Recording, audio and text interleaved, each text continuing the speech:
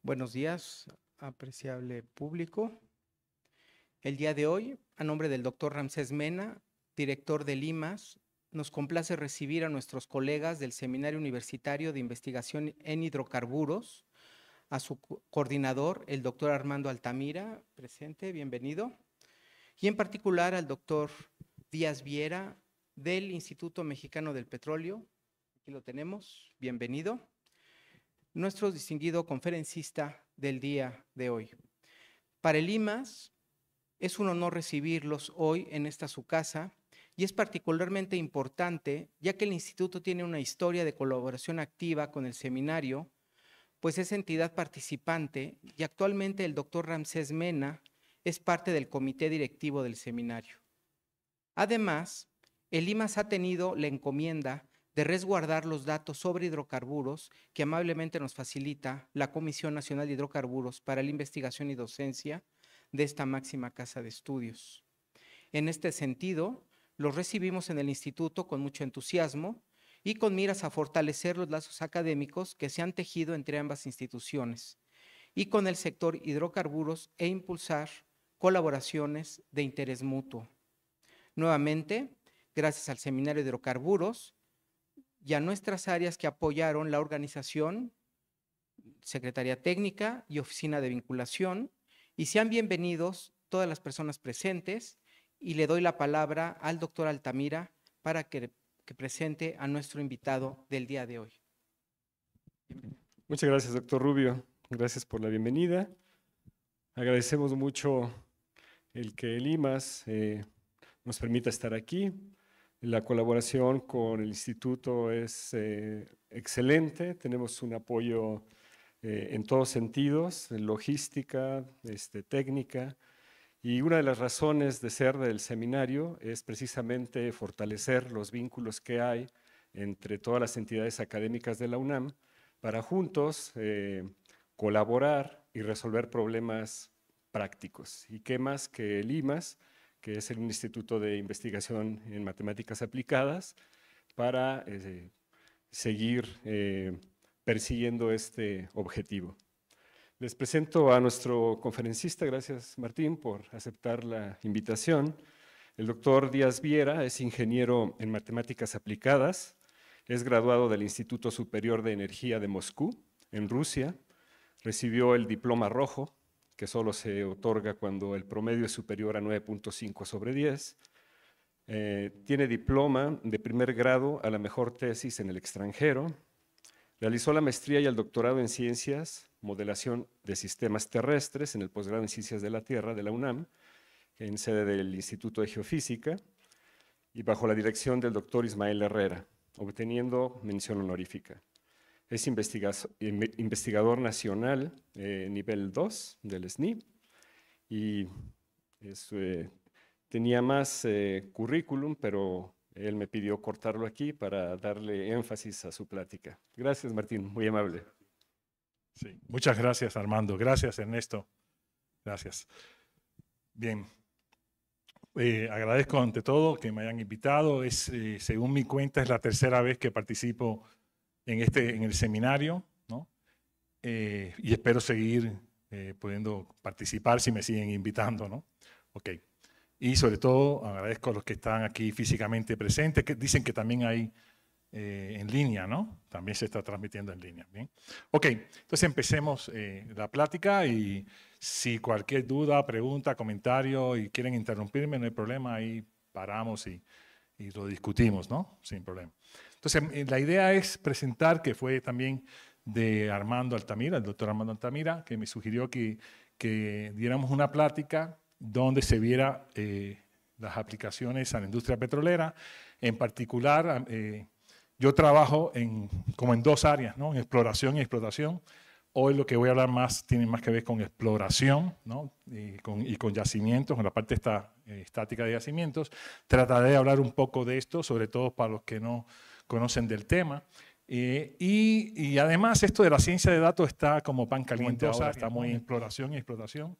Hoy lo que voy a hablar más tiene más que ver con exploración, ¿no? y con yacimientos, con la parte estática de yacimientos. Trataré de hablar un poco de esto, sobre todo para los que no conocen del tema. Y además esto de la ciencia de datos está como pan caliente ahora, está muy en exploración y explotación. Hoy lo que voy a hablar más tiene más que ver con exploración, ¿no? y con yacimientos, con la parte estática de yacimientos. Trataré de hablar un poco de esto, sobre todo para los que no conocen del tema. Y además esto de la ciencia de datos está como pan caliente ahora, está muy en exploración y exploración. Hoy lo que voy a hablar más tiene más que ver con exploración, ¿no? Bien, entonces el tema es aplicaciones de la ciencia de datos en la modelación geológica, petrofísica y yacimientos petroleros. Y más esto de la ciencia de datos. El contenido, normalmente nunca leo los contenidos, está nada más ahí para cuando ya se ve la aplicación. Más que ver con exploración, ¿no? Bien, entonces el tema es aplicaciones de la ciencia de datos en la modelación geológica, petrofísica y yacimientos petroleros.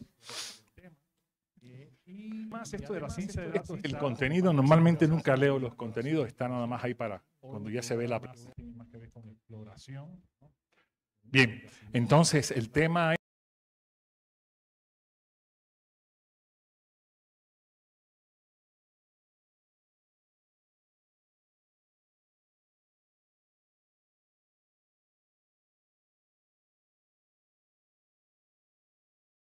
sistemático, y esa es una crítica que yo hago sobre todo los que hacen aplicaciones de este tipo. ¿Okay? Ahí podemos coincidir o no, pero quizás podemos debatir sobre esto, ¿no? De hecho, no me considero un especialista de ciencia de datos, sin embargo he trabajado mucho en ciencia de datos también.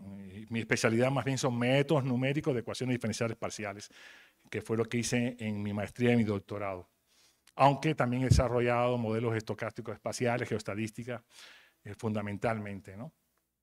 Ok, entonces mi objetivo es mostrar la metodología de la ciencia de datos, pero en el marco de la modelación geológica, petrofísica y yacimientos, así como se aplica, nosotros actualmente lo hacemos, destacar el papel principal, fundamental de los análisis exploratorios de datos, ¿no?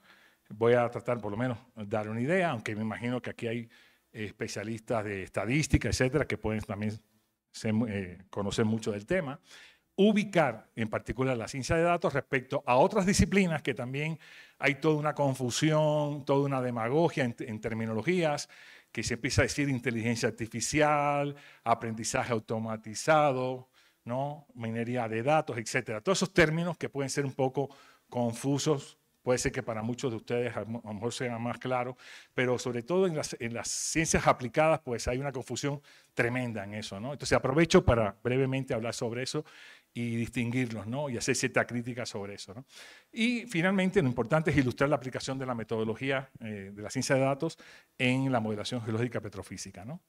Entonces la relación de estos términos, sobre todo últimamente, no sé si han visto que alguien que hace a lo mejor una red neuronal, que la baja de internet y la medio que le mete unos datos, dice, hago inteligencia artificial. Sí, ¿verdad? Y eso choca porque realmente inteligencia artificial es algo muchísimo más sofisticado. De hecho, mi tesis de licenciatura, bueno, que en el currículo eso no se leyó, por supuesto, es de inteligencia artificial, sistemas expertos. Entonces, en esa época eso era lo que era la inteligencia artificial avanzada en los años 80, ¿no? Hacer sistemas expertos, lo que es un sistema experto para la solución numérica de ecuaciones diferenciales, ¿no? Como consultante, ¿no? Y entonces, hoy por hoy, sí puede ser inteligencia artificial, por ejemplo, esto que se llama ChatGPT, y que también le decimos inteligencia artificial suave o soft, ¿no? No es la dura. Dura es que sea indiferenciable, ¿no? Es decir, el humano, que no puedes diferenciar el comportamiento de la máquina del humano. Esa es la verdadera inteligencia artificial. Entonces, en el 19, la Comisión Mundial de Ética del Conocimiento Científico y Tecnología, ¿no?, de la UNESCO definió la inteligencia artificial como un campo que implica máquinas capaces de imitar determinadas funcionalidades de la inteligencia humana. Ahí está el punto, ¿no? Por eso una red neuronal no es autónoma, no funciona sola si no la entrena, si no haces todo el procesamiento de análisis de datos, etc. Y entonces a eso no le podemos llamar inteligencia artificial. Esa es una primera crítica y eso me está tocando mucho, sobre todo en ciencias de la Tierra, que vienen con tesis que le dicen inteligencia artificial aplicado a petróleo o lo que sea, ¿no? ¿Sí? Y lo cual es demagogia, ¿no? Entonces, mejor no decir eso, mejor decir específicamente, estoy haciendo una red neuronal, y la estoy aplicando allí, ¿no? En particular, ¿no? ¿Ok? Entonces, la inteligencia artificial pues, persigue ciertos objetivos, ¿no? Y tiene ciertas herramientas. Quizás ahora no voy a insistir tanto en eso, ¿no? Ya lo dije. Otro término que me parece que no es, en español no está bien es esto de Machine Learning. Si buscan en Internet va a decir aprendizaje automático. Yo no le veo nada automático al aprendizaje de Machine Learning, incluso en términos inglés puede ser también cuestionable, porque máquina puede ser cualquier, hay muchos tipos de máquinas. Creo que quería decir que fue Arthur Samuel que estampó este término, él quería decir aprendizaje de computadora, ¿no? Que la computadora, claro, pero no solita aprende, ¿no? Sino hay que hacerla aprender, ¿no? Es todo, ¿no? Todo un procesamiento, ¿no? Para llegar ahí. Y más adelante voy a hablar de eso, ¿no? Entonces, este término así es criticable. Yo uso aprendizaje automatizado y algún colega me dijo, con razón, que se puede decir también aprendizaje estadístico. Me gustó también ese término porque precisamente se basa en la estadística, ¿no? Es decir, no se puede ignorar la estadística, ¿no? Y aparentemente muchos de los que aplican estos métodos pues empiezan a ignorar toda la parte estadística porque es una técnica basada en datos y si tienes datos pues tienes que hacer estadística casi a fuerzas, ¿no? Ahí casi no tienes alternativa, ¿no?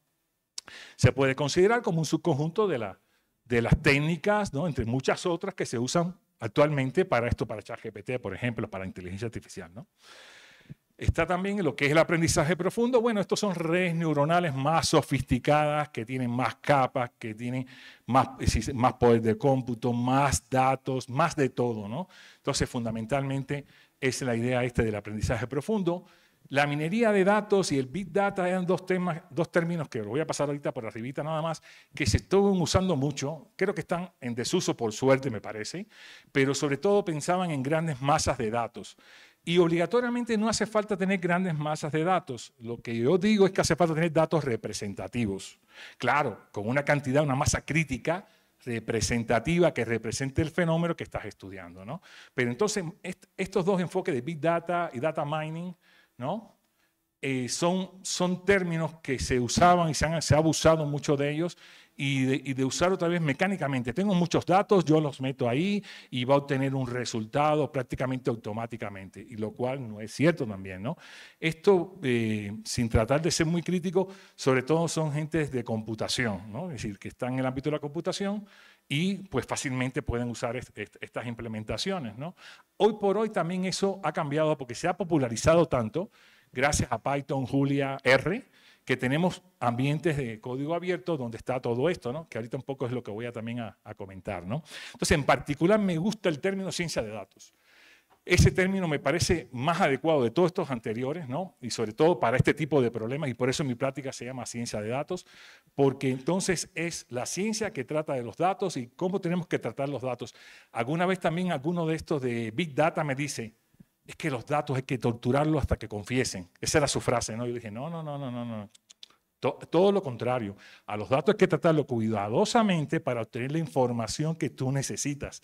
Es decir, son dos metáforas completamente diferentes, ¿no? Entonces decía que tortúralos hasta que confiesen, ¿no? Y en realidad no le hacía nada a los datos. Lo chistoso es que decía eso, pero no le hacía nada, no hacía ninguna transformaciones, no hacía ningún análisis estadístico. Sencillamente, mecánicamente aplicaba algún método de lo que ahora llamamos Machine Learning, ¿no? ¿Ok? Eso es una red neuronal o algo así, ¿no? Cuando más, ¿no? ¿Ok? Miren, entonces, la relación de todos estos términos más o menos se puede ver en este esquema, ¿no? donde podemos ver que hay una intersección fuerte de la ciencia de datos con los métodos de Machine Learning, ¿no?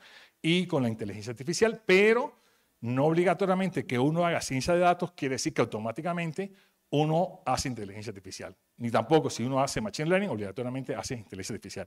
Sino que la inteligencia artificial se vale de todas estas disciplinas también en conjunto, ¿no? Bueno, hasta ahí mi crítica sobre esto. En particular, seguiremos hablando más de ciencia de datos, ¿no?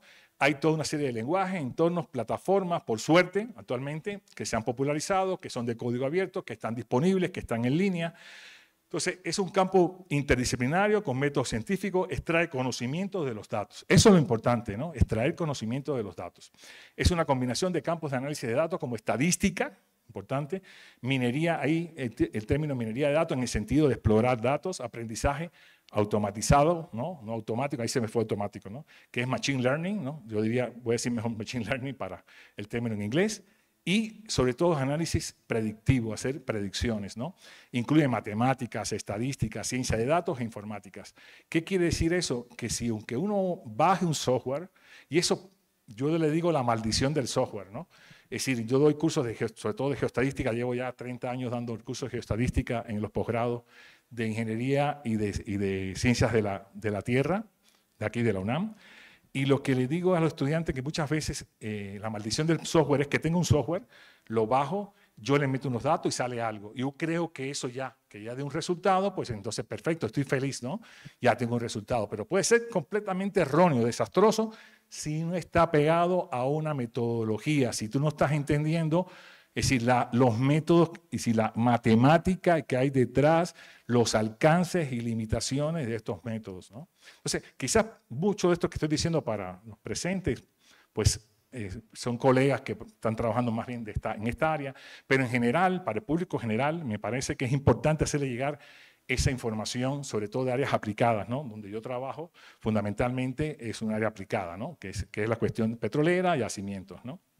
Entonces, ok.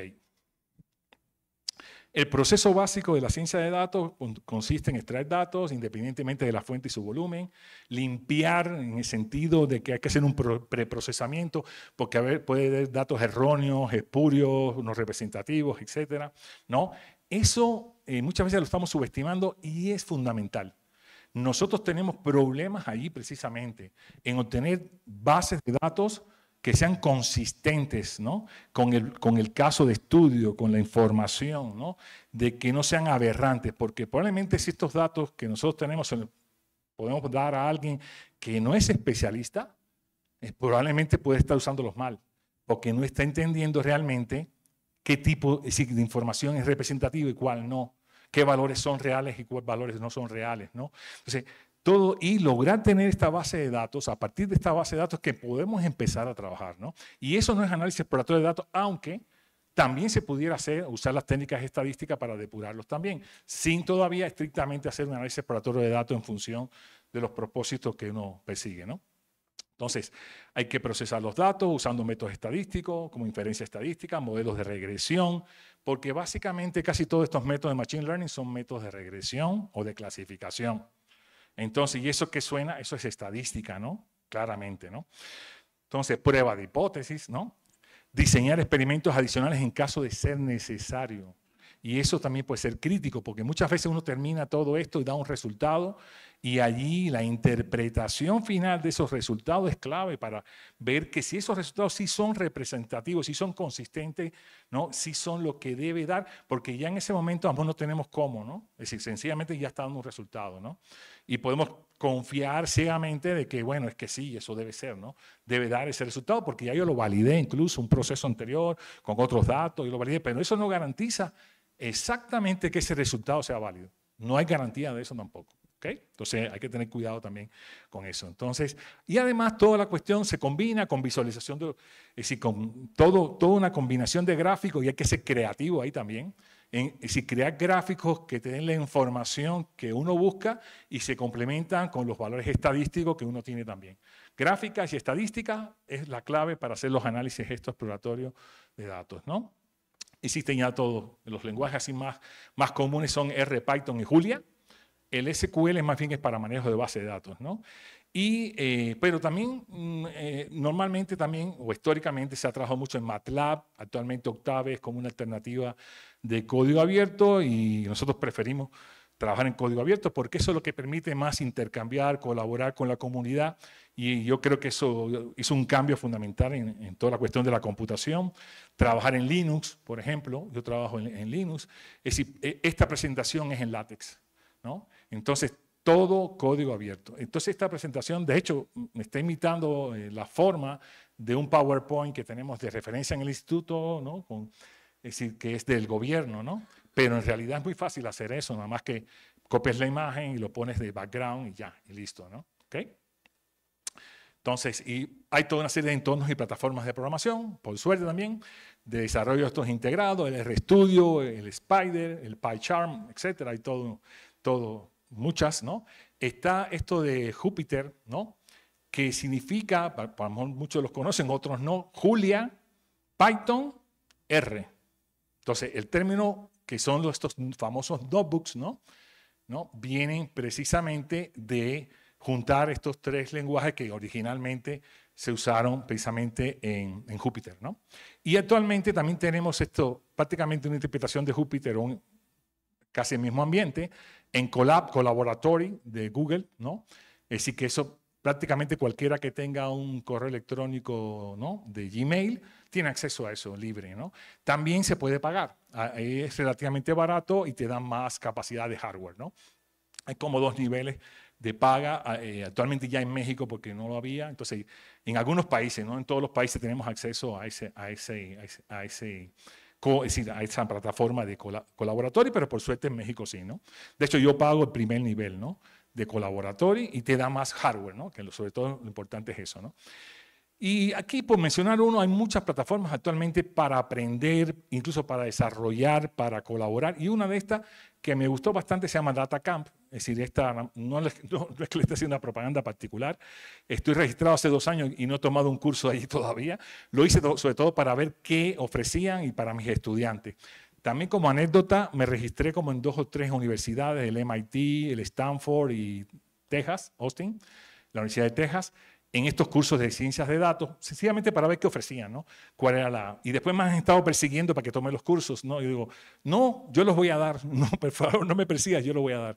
Fundamentalmente suenan como hindúes, ¿no? Que me están diciendo, oye, toma el curso, toma el curso. No, gracias, yo no lo voy a tomar, yo lo que quería saber cuál es el contenido, ¿no? Bueno, eso es anecdótico, ¿no? Bien, entonces, veamos un poco, es decir, estos métodos, es decir, esto sí lo voy a hacer muy rápido, los métodos estos de aprendizaje automatizado tipo Machine Learning, un poco la historia, ahí tenemos todo de orden cronológico, desde los 50 existen, ven, pueden ahí ver los métodos estos de Machine Learning, las redes neuronales, por cierto, el Kriging, que es el método de estimación lineal y sesgado por excelencia de la geoestadística, también surgió casi simultáneamente en esa época, ¿no? Entonces ahí está. Y de ahí para acá ven estos árboles de decisión, los vecinos más cercanos, la diferenciación automática, eso puede tener en muchas cuestiones de numéricas, es clave, ¿no? Entonces, también en las redes neuronales, las redes convolucionales, recurrentes, el aprendizaje con reforzamiento, estos métodos de backpropagation o propagación hacia atrás, que son los que permiten entrenar a las redes, los bosques aleatorios y las máquinas de soporte vectorial. Estoy nombrando porque son los métodos más populares, más conocidos de aprendizaje de Machine Learning, ¿no? Básicamente, estas redes adversariales, ¿no? Que creo que sí están logrando tener una gran aplicación en ciencias de la Tierra, en cuestiones de sísmica, por ejemplo. Y estas bibliotecas, ¿no? como PyTorch, ¿no?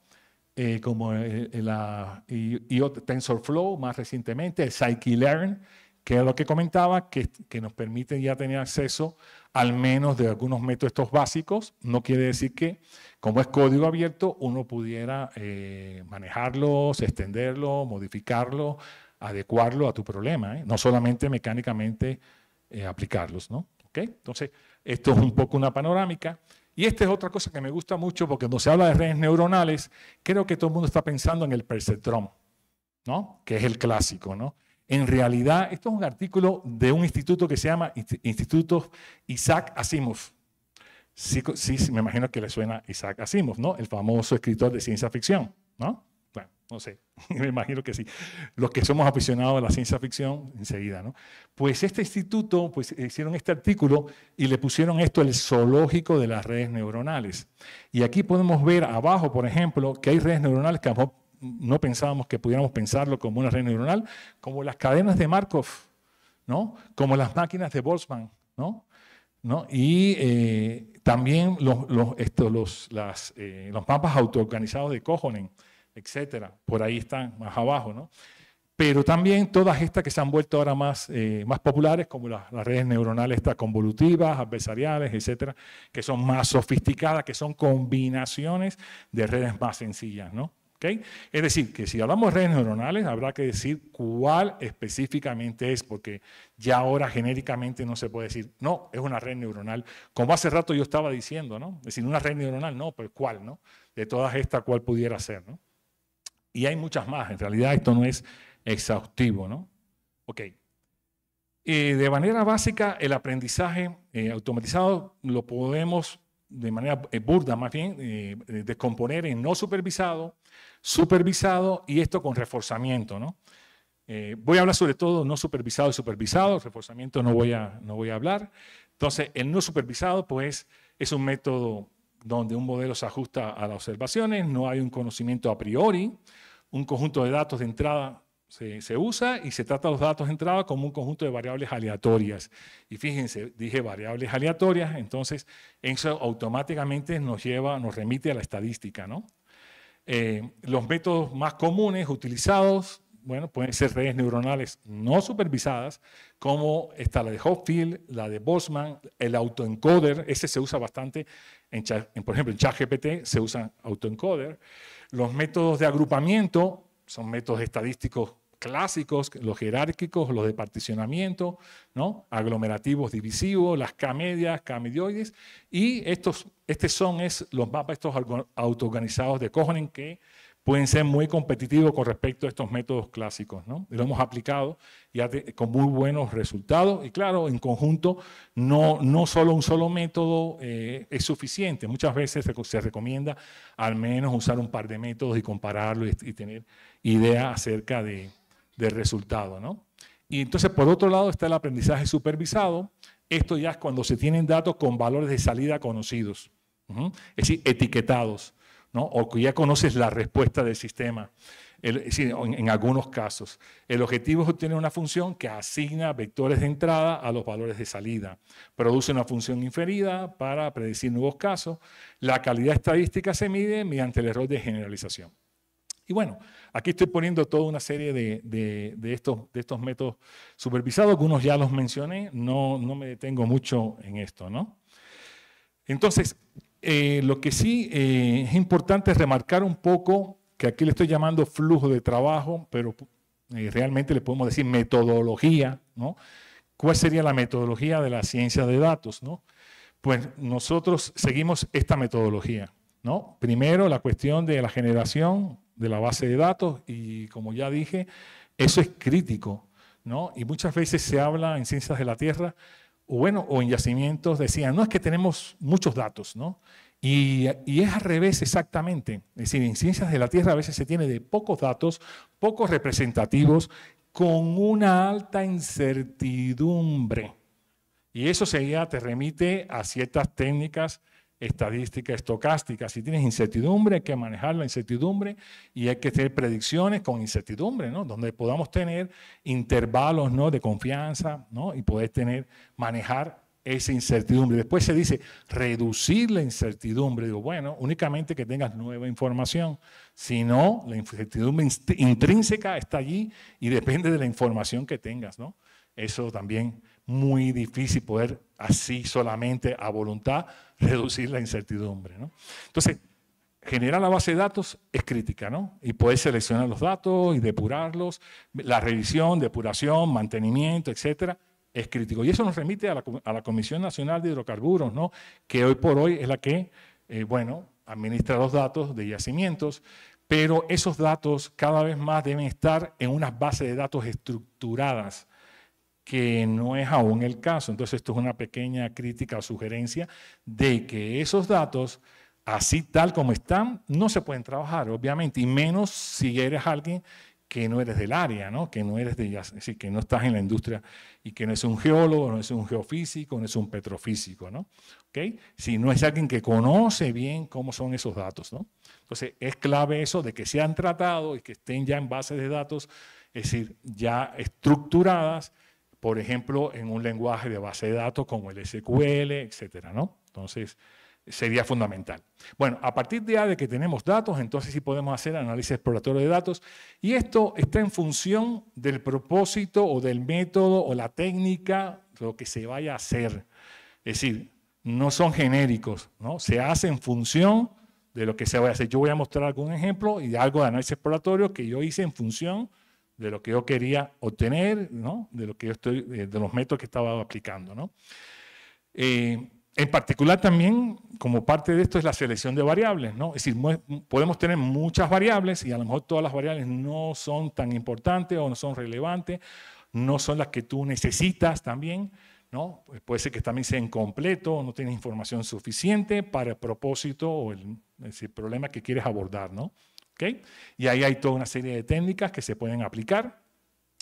Y ya entonces, pues entrando ya más en estos métodos de aprendizaje automatizado, machine learning, pues la terminología que se usa es entrenamiento. Yo digo, al ladito digo modelación, ¿no? Es como se construye el modelo, ¿no? Se ajustan el modelo con ciertos parámetros, ¿no? Esto que se llama entrenar es ajustar el modelo con ciertos parámetros, ¿no? Entonces, bueno, se les dice hiperparámetros, ¿no? Porque son todos los parámetros estos que controlan el modelo, ¿no? Y hay una etapa de testing, le dice, ¿no? De validación. Yo prefiero decirle validación. Claro, es como el término en inglés testing, ¿no? O test, no hacerle test. Y que entonces partimos los datos con una muestra que entrenamos y otra muestra que le vamos a hacer esta validación. Y eso es porque ahí tienes control, ¿no? ¿Sí? Y entonces, por supuesto, eso está bien, ¿no? Realmente no hay una forma única de hacerlo, hay varias formas de hacer esta validación y hay algunas medidas de desempeño que se usan para evaluar precisamente la calidad, ¿no? Esperada de las predicciones. Pero después hay que aplicarlo a datos donde ya no sabemos la respuesta, ¿no? Y ahí es donde yo un poco que critico que sí. Es decir, esas partes no están complicadas. Ya tengo mi modelo, ya lo entrené, ya lo aplico, ya lo validé, lo aplico, pero no me puedo quedar solamente en aplicarlo, sino, y que básicamente son métodos de clasificación y regresión, tal como ahí digo, sino que después a posteriori hay que interpretar aquello y ver que eso realmente es consistente con los modelos físicos conceptuales esperados. Bueno, es decir, aquí de paso voy a hacer un comentario. Hoy por hoy, todo esto que se ha puesto de moda de los métodos de aprendizaje de Machine Learning, por suerte cada vez más se están combinando con la física, ¿no? O con los modelos más duros, vamos a decir, o modelos físicos, o cuando digo físico puede ser también químico, etcétera. Porque ya hay toda una rama que es la de los métodos de aprendizaje automatizado o Machine Learning, guiados o informados por la física, donde se integran los modelos físicos, por ejemplo, Navier-Stokes, el modelo Navier-Stokes de flujo, con toda la estadística. Y eso es bueno porque ahí combinamos los datos, los que se tengan, que a lo mejor no son muchos, con el problema físico también. Esta tendencia ya desde el 2019, ante la pandemia, ya se veía venir, ¿no? Por lo menos el último congreso así grande que yo participé ante la pandemia de la Sociedad de Matemáticas Aplicadas e Industriales, la mitad del congreso ya estaba más o menos por ahí. Estaban, no completamente, pero combinaban métodos estos de aprendizaje automatizado con métodos numéricos, ¿no? De resolver ecuaciones diferenciales, etc. ¿Okay? Pero entonces es clave la parte física, la interpretación, el contexto, de que lo que está dando alguien debe también, alguien humano, alguien que entiende el asunto, no ChatGPT, ¿no? Sino que diga, sí, eso es consistente. Es decir, una evaluación del resultado, ¿no? No confiar ciegamente, es que va a dar ya dio bien y todo. Y eso lo estamos haciendo. Y fíjense que hemos encontrado que falla. Y mucho. Y falla bastante. ¿Qué quiere decir que falla? Es decir, que no puedes ciegamente hacerlo. Y tienes que volver atrás, tienes que reevaluar todo, tienes que volverlo a hacer, ¿no? Y probablemente ya en varios ciclos de esto empieza a dar cosas bastante bien, bastante consistentes, ¿no? Entonces, no creer que eso es tan es decir, que eso va a funcionar perfectamente, ¿no? ¿Okay? A pesar de seguir la metodología, ¿eh? ¿Okay? Bueno, entonces voy a hablar un poquito, que creo que es la parte que más les puede interesar a ustedes, que es la parte de la modelación geológica, petrofísica y yacimiento, y ahí Armando, si quieren, me puede complementar, ¿no? Que es un colega con el que trabajé en el instituto con este tema. De hecho, yo siempre hablo mal de él. Cuando hablo de este tema, más adelante lo voy a decir, ¿no? Es decir, en la parte de clasificación de fases, ¿no? Hablo mal de él, pero en buen sentido, ¿no? En buen sentido. De hecho, digo que hizo un trabajo extraordinario allí, ¿no? Pero ahí fue donde discutimos, ¿no? Cómo debían ser los datos que yo necesitaba, ¿no? Después ahí, donde lo ubiquemos, lo voy a decir. Bueno, ¿en qué consiste esto de la modelación geológica, petrofísica y yacimiento? Esto es mi esquemita, ¿no? Arriba están como los datos o los insumos, ¿no? Entonces, ¿qué tipo de datos tenemos? Bueno, tenemos datos que le decimos de núcleos. Estos núcleos que son fragmentos de roca que se extraen del yacimiento en forma fundamentalmente cilíndrica. Eso cuando se logran recuperar. Muchas veces también se desmoronan, se hacen pedacitos, sobre todo en yacimientos fracturados se recuperan poco. De esto normalmente tenemos poco y eso está en las litotecas que pertenecen a la Comisión Nacional de Hidrocarburos. Si tenemos muestras de roca de yacimiento y muchas veces también están impregnados, cuando son de yacimiento, de hidrocarburos, ¿no? Hasta eso, ¿no? ¿Ok? Y luego ese es el dato, vamos a decir, más duro, más representativo, porque ese es directamente del yacimiento, aunque si nos fijamos bien, ya se extrajo de su lugar, de su ubicación natural, que está sometido a cierta presión y temperatura. Entonces, físicamente ya se alteró. Es decir, que ya realmente esa roca no es exactamente igual la que tenemos acá, es decir, fuera del yacimiento. Entonces, ya eso, y los fluidos tampoco. Ya, es decir, a nivel de superficie, pues tenemos otras condiciones muy diferentes de presión y temperatura, ¿no? De la condición, la ecuación de estado de ese fluido y de esa roca, ¿no? ¿Okay? Pero bueno, ese es un dato fundamental, es un amarre fundamental. Tenemos de eso poquitísimo, a veces no tenemos ninguno. Es decir, a veces en un yacimiento no hay ningún núcleo, uno, no hay. Pues se den cuenta. Y estos núcleos son mayormente, pueden ser de 10 metros o algo así, y no siempre se extraen porque es muy difícil, es costoso. No es porque no se quiera, ¿no? Es que es difícil extraerlos, ¿no? Pero bueno, los que hay están en estas litotecas. Una está en Hidalgo y otra está en Mérida, por cierto, ¿no? Para que le interese. Después están los registros realmente, en orden de importancia, ¿no? Los registros que son, pues son mediciones físicas, básicamente se baja, después que se perfora, ¿no? El pozo, se baja una herramienta, ¿no? Y esa herramienta a lo largo del pozo, pues con algún campo físico, ¿no? Es decir, que puede ser electromagnético, eléctrico, es decir, muchos tipos de campos, ¿no? Incide a la formación y se obtiene una respuesta y con él podemos inferir algunas propiedades físicas precisamente del medio, que esas son las que le decimos propiedades petrofísicas. A estos registros le decimos registros geofísicos, ¿no? Y con esos registros geofísicos podemos inferir, bajo cierta interpretación, propiedades físicas de la roca y de los fluidos también, ¿no? Ok. Entonces, ese es el dato de importancia que le decía, y ese sí es el más, entre comillas, abundante. ¿Y cuántos tendremos? Bueno, es la cantidad, según la cantidad de pozos que se tenga, pues normalmente tenemos esos registros. ¿Qué pasa? Que esos registros muchas veces, por ejemplo, yacimientos de los años 60 son registros de los años 60, ¿no? Con las tecnologías de los años 60. Y si hay un pozo nuevo de 2000 para acá, pues con la tecnología del 2000 para acá. Pero ¿qué quiere decir? Que otra vez esos datos pueden ser diferentes, con resoluciones diferentes, con incertidumbre diferente. Se pierden también porque al bajar esa herramienta, es decir, puede haber derrumbes, etcétera, y hay intervalos donde no se mide nada, no se registra nada, no tienes información, tampoco allí, ¿no? Entonces, ¿cuántos de esos registros se puede tener y en cuántos pozos? Y no crean que también tenemos muchos pozos, en realidad. Relativamente, por ejemplo, Cantarell es un mega yacimiento, el más importante que ha producido, ¿no? Que se tiene en México. Sí, ese sí tiene como 500 pozos por ahí, ¿no? Es una cantidad grande, no es preciso este dato, ¿no? Pero sí tiene cientos de pozos de ese orden más o menos.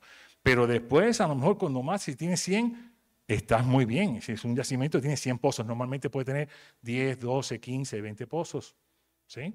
para que se den cuenta. Y a veces, si estás en una etapa temprana, lo único que tienes es un pozo exploratorio. Un solo pozo. Y puede ser que no tengas ninguno, todavía no hayas perforado. Entonces, en ese caso, lo que tenemos es la sísmica, ¿no? Sobre todo, ¿no? Entonces, la sísmica, sobre todo, se usa incluso en una etapa antes de perforar, ¿no? Exploratoria, para ver ciertas características de su suelo, es decir, sobre todo detectar alguna trampa esta de hidrocarburos con ciertas técnicas de procesamiento. Básicamente son imágenes de su suelo y que la ventaja que tiene es que podemos tener una mejor resolución lateral, horizontal, porque los registros, cuando ya se tienen, pues tienen buena resolución vertical, ¿no? Entonces se complementan, son como complementarios en ese sentido. Esta sísmica directamente no se puede usar, ¿no? Hay que procesarla y es un procesamiento bastante intensivo en cómputo.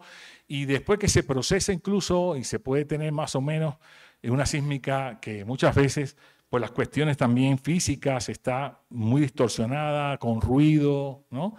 Vamos a suponer que pudiera ser usable, pues de ahí se puede también obtener ciertas propiedades físicas, pero esto vía atributos, sobre todo le llamamos atributos sísmicos, ¿no? Que son transformaciones de esta señal sísmica, ¿no?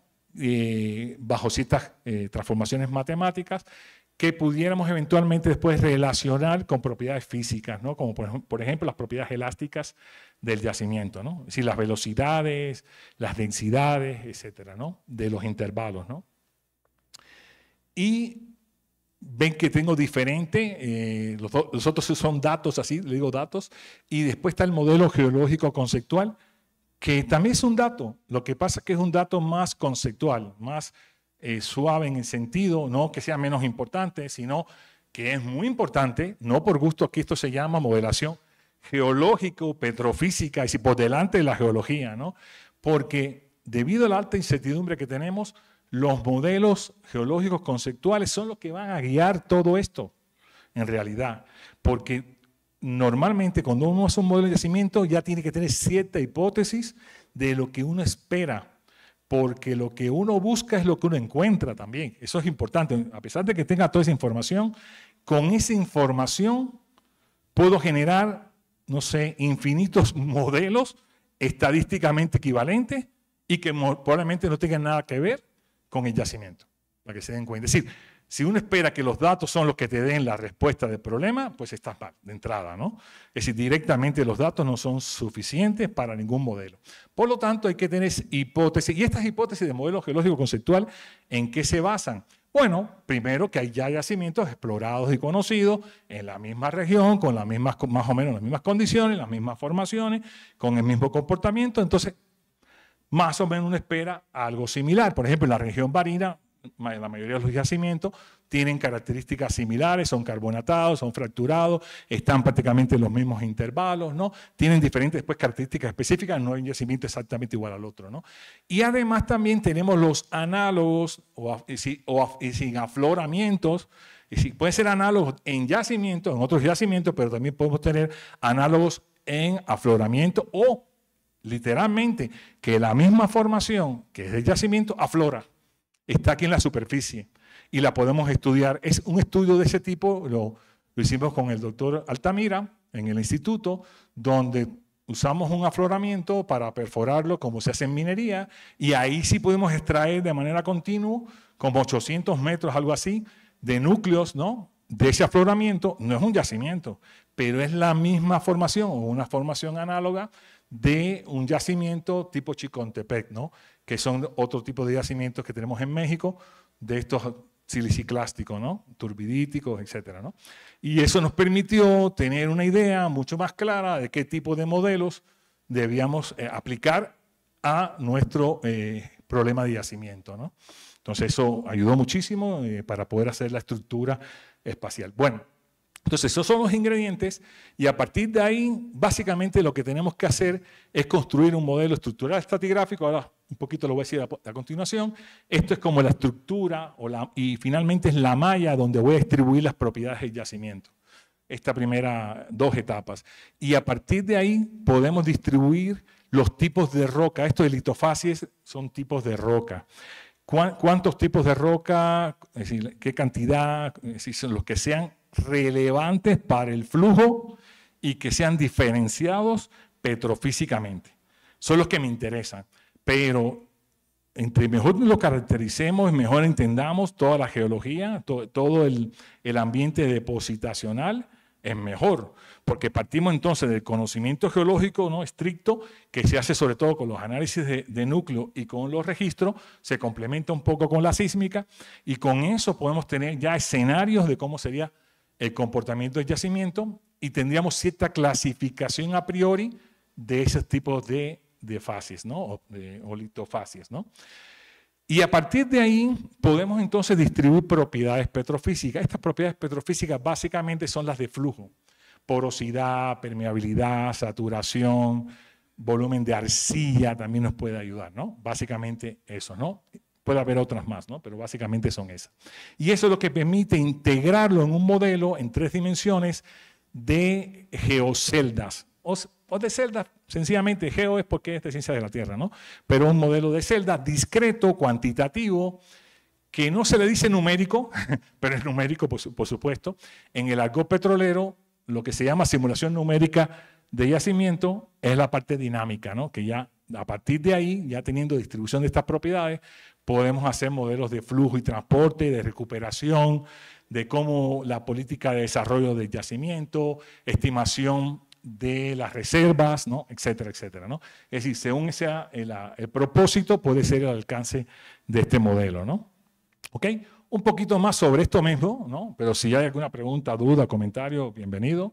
Entonces, un problema también ya de entrada que seguro identificaron es que tenemos datos o información a diferentes escalas, con diferentes incertidumbres. Si tenemos datos a microescala o escala de poro, tenemos escala esta de núcleo. Esto podría ser un núcleo este que está acá en el medio. No estoy usando esto, ¿verdad? Aquí, ¿no? Este no, este puede ser como un núcleo, ¿no? Se ve muy fracturado, ¿ven? Y casi no se ven los poros. Esto sería la escala de poro. Esto, de hecho, es un microscopio de alta precisión, ¿no? De barrido. Se llama el microscopio electrónico de barrido, ¿no? No es un microscopio óptico, ¿no? Entonces, esto tiene una escala de micras, se fijan, ¿no? Esto puede ser escala de centímetros y esto escala de decenas y cientos de metros. ¿Ok? Y pudiera ser hasta de kilómetros. De hecho, aquí hay por ejemplo, los registros estarían más o menos cerca de esta escala, ¿no? De centímetros fundamentalmente, ¿no? ¿Ok? Aquí tenemos también a la sísmica, ¿no? Que tiene resolución de decenas de metros fundamentalmente, ¿no? Bueno, entonces un poco de todo lo que he platicado, es decir, qué tipo de datos geológicos tenemos, pues núcleos, registros, la interpretación geológica, mentológica, estratigráfica, con los datos de afloramiento. Tenemos datos geofísicos que fundamentalmente vienen de la sísmica, superficies, fallas, atributos sísmicos, física de rocas. Esto de física de rocas es más reciente, sobre todo viene de Stanford. Es decir, en Stanford se ha generado una escuela que son unos autores que desarrollaron toda la teoría de física de rocas, que es a partir del concepto, ¿no? De integrar toda la mecánica de rocas. Son modelos micromecánicos. Aquí hay un grupo que trabaja en cuestiones micromecánicas con Sabina, ¿no? Fundamentalmente, no sé si habrá alguien de ese grupo. Entonces, es eso mismo. Con estos modelos micromecánicos podemos ver las propiedades que esperaríamos que tendría la roca y eso lo podemos relacionar con la sísmica. Y esa es la liga precisamente de las propiedades petrofísicas con la sísmica, ¿no? ¿Okay? Y también tenemos datos de producción, pruebas de presión, de volumen, temperatura, etc. En fin, es un trabajo multidisciplinario, es decir, una persona como yo no podría hacer nada si no puedo trabajar con agentes de sísmica, con geólogos, con geofísicos, con petrofísicos, porque mi formación es de matemáticas. Yo realmente no conozco cada una de estas disciplinas, sino que logro entender, ¿no? Es decir, qué tipo de datos tiene, me involucro y entonces en función de eso podemos hacer modelos. Y estos modelos que ya mencioné, ¿no? Es decir, aquí nada más que los voy a rápidamente mencionar, está el modelo estructural, que es establecer la trampa, ¿no? Es como los límites, básicamente, ¿no? Es decir, la frontera donde está mi modelo y también se hace cierta partición gruesa, ¿no? Con superficies también. Estas superficies vienen sobre todo de la sísmica y se amarran con los registros, porque ahí tenemos también interpretación, ¿no? Eventualmente también los núcleos pueden servir, ¿no? El modelo estratigráfico literalmente es la malla y mayormente se usan mallas estructuradas, ¿no? Mallas regulares, ¿no? Deformadas pero estructuradas, pero también se pudieran usar mallas no estructuradas, ¿no? En general, ¿no? Pero en la industria ha tendido a eso porque mayormente todos estos modelos de simulación también usan mallas estructuradas, pero no necesariamente, porque se pudiera hacer modelos con mallas, ¿no? De tetraedros, etcétera, no estructuradas completamente, ¿no? ¿Okay? Y luego con esto podemos construir el modelo litológico, que es a partir ya de una cierta clasificación de facies que se tenga previamente, hacer la distribución espacial en estas celditas, ¿no? En el 3D, de estas facies, y esto se hace con métodos, le llaman geoestadísticos, más correcto es decir, métodos estocásticos espaciales, porque no todos son geoestadísticos estrictamente, porque hay hasta de conjuntos aleatorios, y los conjuntos aleatorios no son métodos estrictamente geoestadísticos, ¿no? ¿Okay? De manera similar se hace con la petrofísica, ¿no? Aquí también estoy mencionando la porosidad y la permeabilidad, y otra vez la idea es divide y vencerás. Si ya tengo control espacial de este tipo de roca, es decir, localmente en cada celdita tengo un tipo de roca, y yo sé petrofísicamente cómo es esa roca, y si yo tengo el control petrofísico, pues entonces ya la simulación no se hace globalmente, sino precisamente por estas clases petrofísicas, ¿no? Y se distribuye la porosidad y otras propiedades. Muchas veces también se explota la dependencia entre estas propiedades. La porosidad es la más fácil de simular y la permeabilidad es muy difícil, por lo tanto muchas veces se hace supuestos o se trata de establecer un modelo de dependencia entre porosidad y permeabilidad para no solo considerar la cuestión espacial, sino la dependencia entre variables. De hecho, lo que les voy a presentar tiene algo que ver con esto, con la relación de dependencia entre variables, ¿no? El caso de estudio que les voy a presentar, que todavía falta, ¿no? Entonces, bueno, aquí un resumen de algunos métodos, sobre todo el que tenga interés. Yo imparto la materia geoestadística y el que esté interesado en este tema, con mucho gusto, se puede acercar a mí, podemos colaborar, porque creo que es la idea, la intención fundamental también de este seminario, encontrar colaboradores para poder trabajar en estos temas, ¿no? No crean que aquí está todo resuelto, ni mucho menos, al contrario, realmente aquí hay muchos problemas por resolver, ¿no? Entonces, estos son como los métodos más estándar, clásicos que tienen los software, sobre todo comerciales, ¿no? Es decir, la simulación secuencial indicador, truncada gaussiana, la simulación de estos objetos son de conjuntos aleatorios, por eso decía que no es geoestadística todo, y esta de propiedades petrofísicas, el método de simulación secuencial gaussiana es el que más se usan y ven que tiene que ser gaussiano, por lo tanto hay que hacer transformaciones o forzar a los datos a que sean gaussianos y los datos no son gaussianos. Es decir, hay toda una serie de problemas. Todos estos métodos tienen ciertas limitaciones, suponen dependencias lineales y suponen que sean gaussianos los datos, lo cual eso es bastante limitado, ¿no? Al menos, ¿no? Y requiere hacer transformaciones. Bueno, ya entrando en el caso que les traigo de ejemplo, es un ejemplo concreto de todo esto que les platiqué. Es decir, tengo un problema en un yacimiento, es decir, datos de propiedades petrofísicas, pero a nivel de escala de registros de pozo, y tengo también atributos elásticos también a esa misma escala de registros de pozos, ¿no? Y en un solo pozo, en este caso es un solo pozo, tengo estas propiedades, porosidad, permeabilidad, saturación de agua, volumen de arcilla, y tengo estos atributos elásticos, que esto es impedancia acústica, impedancia de corte, Poisson, etcétera. Tengo realmente más, ¿no? Más atributos elásticos, ¿no? Que es la densidad, etcétera. ¿Okay? Que estos atributos elásticos se pueden correlacionar de cierta manera con estas propiedades, si hay una relación entre ellas, ¿no? ¿Okay? No son independientes. Y además, a escala sísmica, tengo los mismos atributos elásticos obtenidos de manera independiente a escala sísmica, ¿no? ¿Okay?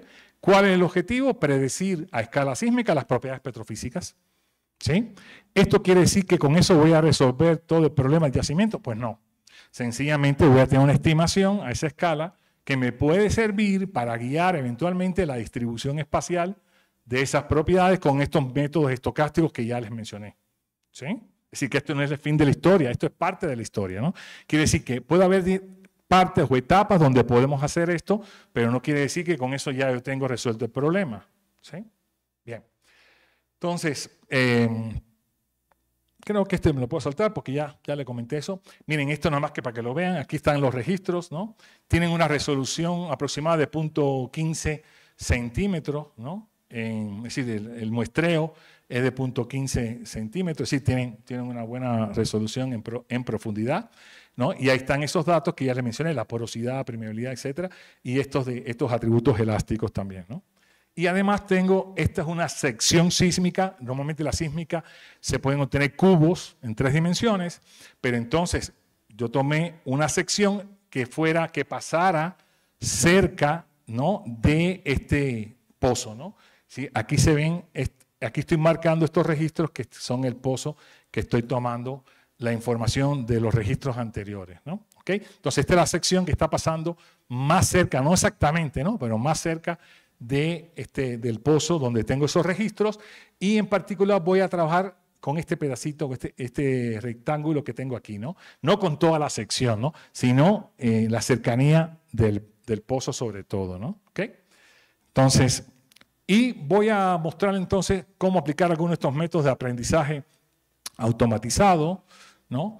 Primero hago cierto análisis básico de estadística, ¿no?, media, mediana, valor máximo, mínimo. ¿Y esto por qué? Porque entonces tengo que saber cómo se están comportando los datos, ¿no?, máximos y mínimos, la asimetría, sobre todo cuando son estimadores de valor medio, ¿no? Es decir, la mediana es más robusta que el valor medio esperado. Entonces, hago todo ese análisis. Aquí no voy a entrar en mucho detalle, nada más que estoy mostrando como las tablas, ¿no? Y luego, pues, es decir, que esa es la etapa de análisis exploratorio.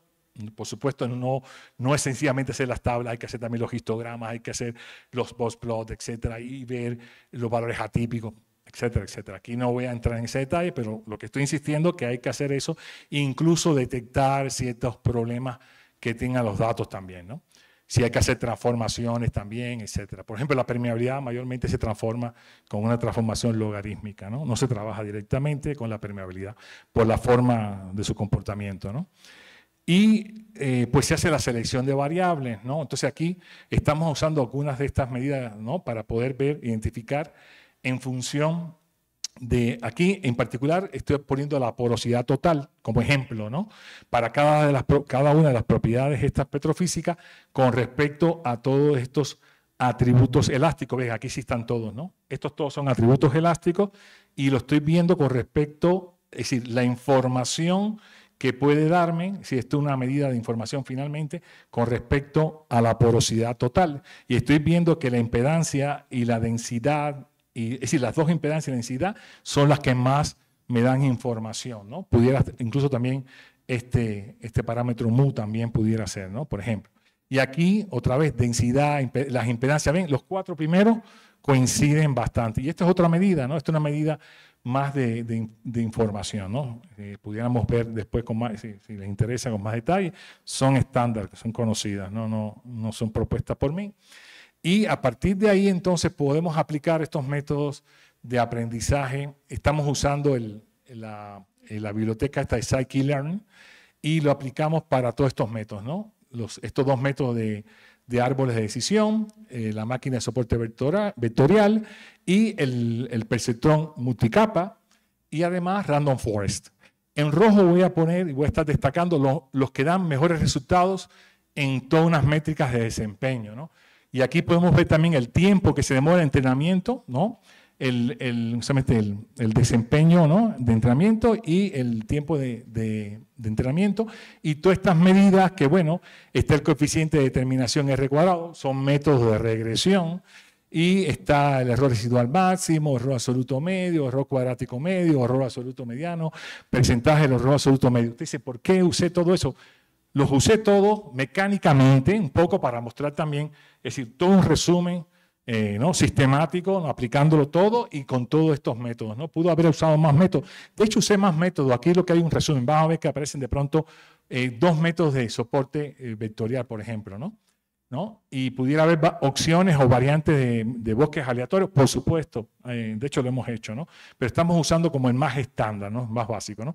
Y fue el que dio mejores resultados, pero si se fijan, es el que lleva más tiempo, ¿no? De desempeño. Y eso puede ser ahora, estos son 3 segundos, dice, bueno, 3 segundos. No, imagínense si yo lo aplico a todo el cubo y que son, es enorme, ¿no? Son terabytes de información, pues eso sí se llevaría una cantidad de tiempo y habría que ver si tengo el hardware para poder hacerlo, ¿no? ¿Ok?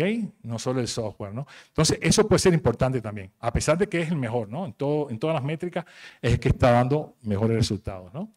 Y bueno, esto lo hago sistemáticamente para todas las propiedades petrofísicas, ¿no? Para la porosidad total, para la porosidad efectiva, para el logaritmo de la permeabilidad y el volumen de arcilla. Y aquí estoy poniendo los mejores. ¿Ven? Random Forest fue mejor para la porosidad total, ¿no? Y aquí la porosidad efectiva fue el mejor con la máquina de soporte vectorial. Random Forest otra vez fue el mejor para la permeabilidad y para el volumen de arcilla fue el perceptrón multicapa.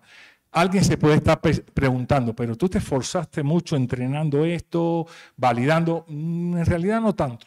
Voy a decir eso, en realidad no tanto. Pero sí, traté honestamente de hacer todo el ajuste, de que no hubiera lo que se llama sobreajuste y todo este asunto, ¿no?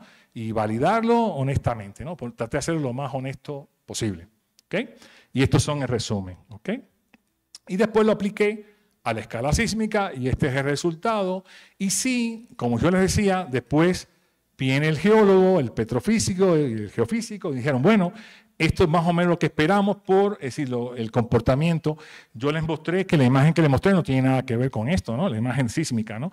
Esto ya es en la propiedad de porosidad total. Y entonces se sabía más o menos que hay una zona de esta zona, que es la azul más intensa, de más alta porosidad, de más o menos 20 y tantos %, y hay esta zona mucho más arcillosa, etcétera, de mucho más baja porosidad, de 0.12%, ¿no? Y entonces se está reflejando, ¿no? Bastante bien eso, ¿ok? Pero tenemos también un método que es la competencia que es hecho por nosotros, ¿no? Que es este método de regresión cuantil condicional basada en cópulas. No voy a explicar mucho este asunto. Por ahora lo que voy a decir así muy rápido, que esto de las cópulas, a lo mejor aquí hay gente que lo conoce, si tiene formación estadística, básicamente es la forma moderna de modelar dependencias. Es decir, en vez de tener un numerito como el coeficiente de correlación de Pearson o Spearman o Kendall, pues tenemos una función que si podemos estimar esa función atrapa toda la dependencia que hay entre un conjunto de variables aleatorias. Así que eso puede ser para el caso multivariado. Aquí lo vamos a ver primero para el caso bivariado, 2 variables, ¿no? Y el comportamiento de las variables por separado de las marginales es independiente. Ven que siempre queremos transformar las variables para cambiar la dependencia. No, la dependencia no está en el comportamiento de esas variables, sino en su interrelación, ¿sí? Y eso lo atrapa esta función que se llama copular. Es un teorema demostrado en el siglo pasado, en el 59. El colega que colaboró conmigo es Arturo Erdely, que es un cuate precisamente que hizo doctorado en estadística aquí mismo, en el IMAS, y con él yo he colaborado y hemos trabajado esto. Entonces, si ya tú puedes construir el modelo de la función de distribución conjunta, ya eres poderoso, ¿no? Con eso puedes hacer estimaciones y simulaciones. Y eso es lo que vamos a hacer, ¿ok? Entonces, primero tenemos que detectar las dependencias. Y eso primero lo hacemos con las medidas estas de dependencias usuales, ¿no? Aquí está el coeficiente de correlación de Spearman. Aquí están todas contra todas, ¿no? Todas las petrofísicas con todos los atributos elásticos. Pero aquí ya les pongo un resumen de las mayores dependencias, ¿ok? Por ejemplo, para la porosidad total, tengo que la densidad, ¿no? Es la que tiene los mejores coeficientes de dependencia, ¿ok? Y así para la porosidad efectiva, para la permeabilidad, para el volumen de arcilla, ¿verdad? ¿Ok? Entonces, la campeona por ahora como variable secundaria es la densidad y en el caso de volumen de arcilla es la relación de Poisson, aunque no tiene que ser así necesariamente en otro yacimiento. Fíjense que mayormente la gente espera que sea la impedancia acústica la que más se correlaciona bastante bien con la porosidad total, pero en este caso en particular no es así. Entonces, esto es un enfoque guiado por los datos, no a priori yo voy a decidir cuál es la variable que tiene más dependencia, sino la que me dicen los datos, ¿no? Entonces yo le creo siempre y cuando estén bien los datos, que sean consistentes, etcétera, ¿no? Que no tengan errores, yo le creo entonces a estos datos, ¿no? ¿Ok? Y entonces aquí sencillamente tenemos el scatterplot, ¿no? El gráfico de dispersión de estas dos variables, porosidad total contra densidad de la roca, ¿no? ¿Ven? Aquí porosidad total, densidad de la roca. Esta relación no es lineal, porque eso es importante, a pesar de que tiene un alto Pearson, ¿no? Y también tiene un alto Spearman. Y primero modelamos cada una de las distribuciones univariadas, la de la densidad y la de la porosidad total. Y esto se puede hacer con varios métodos, ajustándolo en una función teórica, ¿no? Que sería el enfoque paramétrico, pero nosotros estamos usando un enfoque no paramétrico, que es mejor porque se adapta a los datos, ¿no? Es diferente agarrar una función y ajustarse a los datos que precisamente el modelo se adapte a los datos, ¿no? Entonces, aquí estamos usando el método de kernel smoothing o núcleo suavizado, buscando cuál es el kernel óptimo, y en este caso resultó un kernel de Laplace, ¿no? Para ambas propiedades, ¿no? La anterior también fue un kernel de Laplace, ¿no? ¿Ok? Y hacemos algo similar para la función bivariada, que es la cópula, ¿no? Que es la que va a acoplar a estas dos funciones marginales. Y entonces esta es la función precisamente cópula. Lo hacemos también con un método no paramétrico de kernel smoothing, y en este caso es student. No es la función de distribución bivariada de student, no. Estamos usando esa función como el kernel de kernel smoothing para aproximar a la función cópula, ¿no? Entonces esto, para que conozca mejor el asunto, pueda distinguir la diferencia, ¿no? ¿Ok? Hemos hecho esto también con otros enfoques no paramétricos, sobre todo con polinomios de Bernstein, ¿no? Y a eso se le llama cópulas de Bernstein, ¿no? Tenemos publicaciones sobre todo con polinomios de Bernstein, los que son más intensivos en cómputo, y aquí preferimos usar cada vez algo que fuera más eficiente, porque cuando ya vamos a la escala sísmica necesitamos mayor desempeño computacional, ¿no? Básicamente. Y aquí lo que tenemos es una simulación conjunta no condicional, es decir, ya tenemos la función de distribución bivariada y generamos pares de datos, la misma cantidad de pares de datos. Sencillamente es como visualmente ver que el patrón de dependencia se reproduce bastante. Esto es un efecto visual más que otra cosa, no persigue otra cosa, ¿no? Tengo el modelo, genero valores, ¿no? Las crucecitas son los valores simulados, los circulitos, bueno, ahí se ven como verdes, pero son como azulitos, en realidad, son los datos, ¿no? ¿Ok? Misma cantidad para ver si se reproduce el patrón. Ahí sí se está viendo más el color más real. Aquí no sé por qué no. Bueno, entonces, pues aplicamos el método de regresión cuantil, que consiste sencillamente, yo le doy la variable secundaria, densidad, datos, y me va a regresar la mediana. En este caso, lo que estoy estimando es la mediana. Ya comenté, la mediana es más robusta que el valor medio, entonces estimamos la mediana. Y tenemos entonces esta curva roja, es la regresión mediana, no paramétrica, basado en este modelo de cópula. Y esta franja verde es como un intervalo de confianza, pero es el rango intercuartil, ¿no? Como el 50%, entre el 25 y el 75%, tenemos esta franja, ¿no? Y este es el caso del scatterplot bivariado, pero también lo podemos tener en profundidad. Es decir, porque mayormente, cuando queremos verlo como un registro, ¿no? Todo esto lo hicimos a escala de registro y este sería como el registro. Los puntitos son los valores originales del registro, ¿no? Entonces aquí estamos como validando el modelo, ¿no? Y otra vez ven que aquí ya la franja, ¿no? Está bastante mucho más, bueno, aparentemente más, es la misma, ¿no? Pero distribuida en profundidad, ¿no? ¿Ok? Bien, y otra vez entonces lo podemos aplicar para cada una de las propiedades, ¿no? ¿Sí? Y tenemos otra vez las mismas medidas. Pues debemos comparar los dos enfoques, ¿no? Estos enfoques de Machine Learning, vamos a decir, con el mejor de Machine Learning con estas estimaciones bivariadas. Entonces hago la observación que en el caso de Machine Learning se usaron todos los datos, todas las variables. No, aquí solamente se está usando una variable secundaria. La mejor, ¿no? La que vimos que tenía más dependencia, ¿no? ¿Ok? Entonces, bueno, de todas maneras aquí se aplica primero, tenemos resultados también en 3 dimensiones de la estimación en este caso la porosidad total, pero no solo tenemos ese valor estimado, sino también el rango intercuartil. Estrictamente no es una evaluación de la incertidumbre, pero te da cierto criterio también de incertidumbre. Todo esto también lo podemos hacer con un método de simulación. De hecho, tenemos también hecho el enfoque de simulación, lo que es más intensivo en cómputo, pero no se vale comparar simulación con estimación. Entonces estamos comparando, vamos a comparar los métodos de Machine Learning que son de estimación, básicamente regresión, con otro método de regresión, ¿no?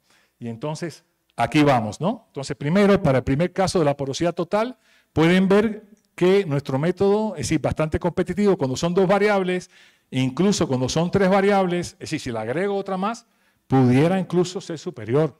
Empieza a ser hasta mejor, ¿no? ¿Okay? Claro, es decir, computacionalmente habría que ver en ese caso cuál es más eficiente. En realidad es muy barato este método de regresión cuantil, ¿no? Igual lo podemos ver para el caso de la porosidad efectiva. Estos son los mejores que dieron. Y es muy competitivo, incluso con 2 variables, pues es comparable el resultado que se está teniendo con regresión cuantil.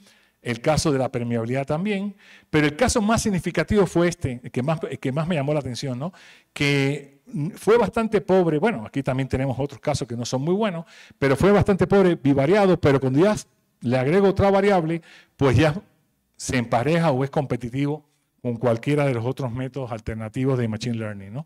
Lo cual muestra que este método legítimamente también puede ser un método tan de Machine Learning como los demás, ¿no? Por supuesto, está basado en la estadística, etcétera. Tiene la ventaja que no hace falta hacer ningún entrenamiento, lo que hace es ajuste de los modelos y después los puedes aplicar. Y claro, sigue la misma metodología, básicamente, ¿no? ¿Okay? Este es otro caso, lo voy a pasar muy rápido. Esto es porque muchas veces no tenemos todos los registros completos. Imagínense que tenemos un registro, es decir, aquí construimos un modelo de dependencia entre estos 2 registros, ¿no? Y a veces tenemos uno de los 2 y con uno tratar de predecir el otro. Esto es importante para ciertos análisis petrofísicos, ¿no? Y aquí tengo primero cuáles son los coeficientes estos de dependencia originales. Este es el scatterplot, como el caso anterior. Pues hacemos otra vez los ajustes, ¿no? De los modelos. Y aquí tenemos el scatterplot, ¿no? Bivariado y ya en profundidad también. Y aquí otra vez, típicamente estos registros se prefieren graficar más bien así de esta manera y no horizontalmente como yo lo estoy haciendo. Y tenemos la medida del error, tiene una alta precisión. Y esto permite completar, por ejemplo, los registros que no se tengan, ¿no? En lugares, porque no se tienen todos los registros en todos los pozos, ¿no? Entonces, eso también es una alternativa viable, ¿no? En realidad puede haber otras más aplicaciones, esto de clasificación de fases, que no insistí mucho. Déjame, nada más que voy a terminar con ese comentario. Pues Armando clasificó 70 fases. Y ese es el cuento que siempre hago, ¿no? Imagínense, 70 fases. Amor, ustedes dicen, bueno, está bien, qué bueno, son 70. Puede ser pocas, ¿no? Amor, usted dice, no, son 70 clases. Fases, clases, ¿no? Y el problema es que estadísticamente, pues había como unas 10 más o menos que tenían información estadística significativa. Había muchas que eran en un punto, ¿no? en una localización, ¿no? Pero más aún, es decir, no insistí mucho, pero en realidad el mecanismo de yacimiento pues realmente es controlado petrofísicamente con pocas clases. Básicamente hay como una idea básica que cuando más debes tener 6 clases, ¿no? Es decir, 3, digamos que son yacimiento y 3 que no son yacimiento. Esto es una idea más o menos básica, ¿no? Pero en realidad después terminamos con 10, 11 por ahí, algo así, porque sí habían otras que de todas maneras eran relevantes. Quiero insistir que el trabajo sí estuvo bien. El problema era que teníamos que agruparlo a fuerzas, ahí sí no, porque era inmanejable las 70 fases, ¿no? Por supuesto, ¿no? A pesar de que sí estaban allí, existían, no se las inventó, ¿eh? Él las identificó y eso es un trabajo increíblemente pesado. ¿Qué tiempo te demoraste? Como un año en eso o algo así, ¿no? Bueno, bien, entonces, bueno, aquí se ve que se reproduce bastante bien estos coeficientes, prácticamente son los mismos, ¿no? Como parte de la validación. Ya como comentarios finales, bueno, entonces esto de la ciencia de datos, pues, por supuesto, se está usando y puede ser usada en la modelación geológica, petrofísica y yacimiento, se integra armónicamente en el flujo que yo les mostré de trabajo tradicional, pero debe ser aplicada siguiendo un enfoque metodológico que también les mostré, ¿no? En particular son muy importantes los análisis exploratorios o estadísticos de los datos, es decir, seguir cierta metodología en ese sentido. No sustituye a los modelos estocásticos espaciales que le dicen geoestadísticos, ¿no? Se complementan, los pueden guiar, etcétera. ¿Por qué? Porque esos modelos sí evalúan la incertidumbre de manera sistemática. Ese es el punto, ¿no? ¿Ok? En particular, el método de regresión cuantil basada en cópulas permite predecir, se vio, ¿no?, bastante bien los registros geofísicos, es competitivo con estos modelos de Machine Learning, ¿no? Y tenemos aparte como un plus una estimación básica de la incertidumbre, ¿no? Aquí tengo algunos trabajos de tesis recientemente concluidos relacionados con este tema y de publicaciones. Aquí hay unas conferencias que confirman lo que yo estoy comentando. Por ejemplo, a partir de hace un año se estableció una convención en la Sociedad de Ingenieros Petroleros, que es la Sociedad Internacional de Petróleo, a la cual yo pertenezco hace más de 20 y tantos años, y que yo participo, ¿no? Es una convención de ciencia de datos aplicada a la industria petrolera y yo les recomiendo a algunos que estén interesados en eso participar. Es bastante barato, no es caro y está haciendo en Houston anualmente, ¿no? El interesado le puedo dar información. Bueno, y además, me imagino que algunos pertenecerán a la Sociedad de Matemáticas Aplicadas. Este año está la conferencia de Matemáticas Aplicadas, de las matemáticas, de la ciencia de datos. Voy a participar precisamente con un trabajo parecido al que les presenté. Y esto más bien también es como comercial, ¿no? Están las reuniones anuales que esto participo yo también anualmente y he estado involucrado de la BEC-CIAM, ¿no?, que es la CIAM, capítulo mexicano de esta CIAM. Este año va a ser en Mérida, ¿no?, hacia final de año, en el CIMAT de Mérida. Y estos de Interport tienen mucho que ver también con estos modelos de yacimiento, etcétera. Y tenemos también reuniones anuales que son bastante asequibles. Ya este año se realizó ya, ¿ok? Algunas referencias, aquí hay todo un grupo de colegas, creo que me faltaron algunos incluso, con los que trabajamos y proyectos, ¿no?, que ha estado trabajando conmigo, es decir, que esto no es un trabajo solamente mío. Y mis redes sociales, para el que quiera buscarme, estoy en YouTube, en Facebook, en ResearchGate, y tenemos una página web donde ahí estamos algunos colaboradores como Armando y, aunque no se conocían, Armando y Ernesto están ahí, están en la página y no se conocen. Y bueno, bienvenido a las preguntas, abierto a colaboración.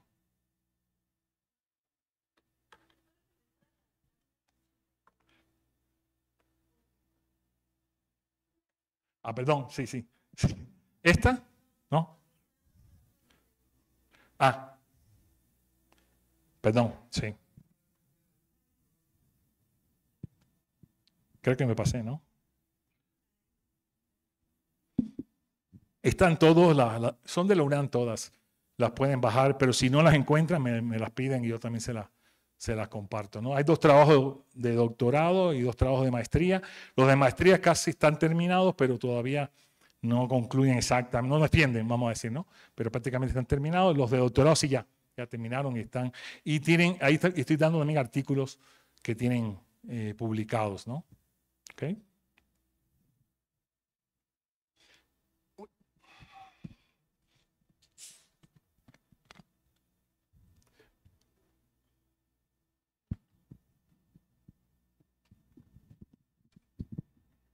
Muy buenas tardes. Muy buena presentación, muchas gracias. Me quedé con la idea del trabajo de facies que estaban haciendo. Bueno, yo soy totalmente geóloga, entonces todo esto lo manejo poco, pero sí quedé pensando en este gran trabajo que hicieron de la definición de tantas facies. Eso lo hicieron a nivel de núcleos o en el afloramiento o en análogos. Y entonces sí se nota una gran diferencia hacerlo en el núcleo, hacerlo en el afloramiento, y cómo los comparan. Fue las 2 cosas. Fue en el afloramiento con los datos estos de núcleos, ¿no? Armando, esto que dije, los 800 metros continuos, ¿no? Lo estudió así sistemáticamente, estableció esa clasificación. Era más de 70, ¿no? Yo digo 70 porque es el número que me quedé yo. Ahorita Armando puede aclarar más esto. Es decir, sí, lo dije muy rápido esto, pero ya después de eso, ¿qué haces? A ver, ¿cómo proceder? Eso está bien, porque ese es el contexto geológico y así debe hacerse. Yo no estoy en contra de eso, ¿eh? Importante. ¿Cuál es lo que hay que hacer? Agruparlas. Petrofísicamente, ¿no? Porque yo necesito, ¿no?, que las que no sean diferenciables petrofísicamente estén juntas. Entonces, eso fue lo que fuimos haciendo, ¿no? En realidad, incluso tenemos un modelo con 4 tipos de facies burdas, ¿no? Muy burdas, ¿no? No así sofisticadas, ¿no?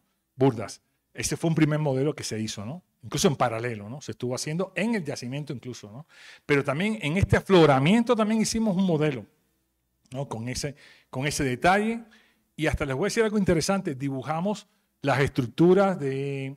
Es decir, ahí el modelo, Armando puede explicarlo mejor que yo, el modelo de yacimiento forma unos lóbulos, es como turbidítico, ¿no?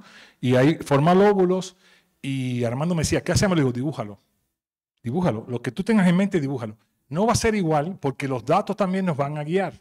Yo tengo que respetar el modelo geológico y los datos. Y siempre digo, si no coinciden los datos y el modelo geológico, uno de los dos tiene que estar mal. O está mal el modelo o están mal los datos. Pero tiene que haber consistencia entre los dos. Eso sí es una regla de oro, ¿no? ¿Okay? Entonces, allí, a esa escala, primero tenemos controles estratigráficos, ¿no?, de formación, ¿no?, de intervalos, y luego de estos lóbulos, que la forma en que se distribuyen estas fases no es arbitraria, así en la secuencia de Bowman, algo así, ¿no? Bueno, aquí estoy ya metiéndome, ¿no? Y es decir, que hay fases proximales, distales, etcétera. También esa estructura se consideró porque es más controlas, divides y vencerás, ¿no? Controlas y tienes más control sobre precisamente. Y a partir de ahí, entonces, ya con esas estructuras podemos hacer la propagación de la distribución, pero ya no de todas las 70, sino de un subconjunto, es decir, de una menor cantidad de agrupamiento, que creo que llegamos a 9 realmente, por ahí, 9, 10, ya no recuerdo bien, ¿no? Porque fuimos reduciendo, ¿no? Armando no quería, Armando menos, no, que no pasarás, ¿no? Aquí te mantienes, ¿no? Yo, no, tenemos que bajarle, ¿no? Porque si no, no puedo hacerlo, ¿no? Entonces, bueno, pero básicamente es eso, ¿no? No sé si Armando quieres decir algo de eso, ¿sí? Sí, muy amable. Bueno, yo la verdad no vuelvo a trabajar en una caracterización geológica si no estoy de la mano de un matemático aplicado, ¿no? Y la razón de tantas fases, de tanto detalle, fue porque yo lo que quería investigar pues eran los procesos sedimentarios que habían dado formación a los depósitos, ¿no? Cosa que Martín no quería llegar a ese detalle, ¿no? A lo que él quería saber era cómo era el comportamiento de las litofacies desde un punto de vista petrofísico, cómo se comportaba la permeabilidad. Y ahí sí el modelo sedimentológico guió las geometrías, pero algunas geometrías se parecían, aunque no tuvieran nada que ver con los procesos. Entonces, es una conceptualización distinta, ¿no? Es por eso que yo hice tanto detalle, porque a mí me interesaba la geología y no tanto el modelo de flujo, ¿no? Entonces, esa fue la razón. Y lo que hicimos fue perforar un cerro, hicimos 8 barrenaciones, simulando una macropera a menor escala. Entonces obtuvimos 1 kilómetro, más o menos, de recuperación de roca. Y a esas fue a las que les describimos las litofacies. Ahora fue muy interesante porque había un proceso, como son abanicos de aguas profundas, pues había procesos relacionados con turbiditas, con flujos de escombro, con slumps, todos interactuando, ¿no? Entonces eran varios procesos mezclados. Y después lo comparamos con la descripción de núcleos que tuvimos ya del yacimiento. Y como dice Martín, ahí la información pues era muy escasa, aunque había 10 núcleos, pues no se comparaba con el kilómetro continuo, ¿no?, de barrenación que hicimos. Y de todos modos tuvimos que acudir a la sísmica para ver las geometrías estratigráficas y tratar de poner todas estas observaciones multiescala en un modelo geológico petrofísico, ¿no? que es yo creo que lo más difícil fue el establecer el puente de comunicación entre un matemático aplicado y un geólogo, ¿no? Y un geofísico que nos apoyó también. Entonces yo creo que ahí está la clave y es por eso la importancia, pienso yo, de este tipo de foros, de que nos concienticemos de que entre todos podemos sacar el trabajo, ¿no? Pero si actuamos desde nuestra individualidad, no vamos a llegar a ningún modelo que sea aplicado para resolver un problema práctico. Gracias. Gracias, Armando. Y lo peor es que no está publicado. ¿No? Entonces, y el que lo ha estado tratando de publicar soy yo, imagínense.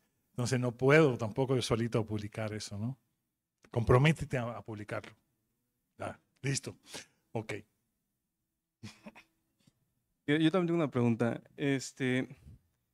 Viendo las extensiones de lo que es capaz la ciencia de datos en la modelación de yacimientos petroleros y pues todo lo que es su cuantificación para pues, posteriormente generar una interpretación, me surge la pregunta, ¿es posible por medio de servicios, por ejemplo REST, generar al menos una parte de automatización en esto? O sea, yo lo que digo es, yo estudié geofísica, entonces estoy estudiando el posgrado aquí de Ciencia e Ingeniería de la Computación. Entonces me interesa saber cuáles son los alcances de lo que podemos llegar a hacer y sustituir, ¿no? Al menos en la parte humana. Porque claro, cuando tenemos, con nosotros como ingenieros o como científicos, cuando vamos a interpretar algo tenemos información que viene de múltiples lados y generamos sesgos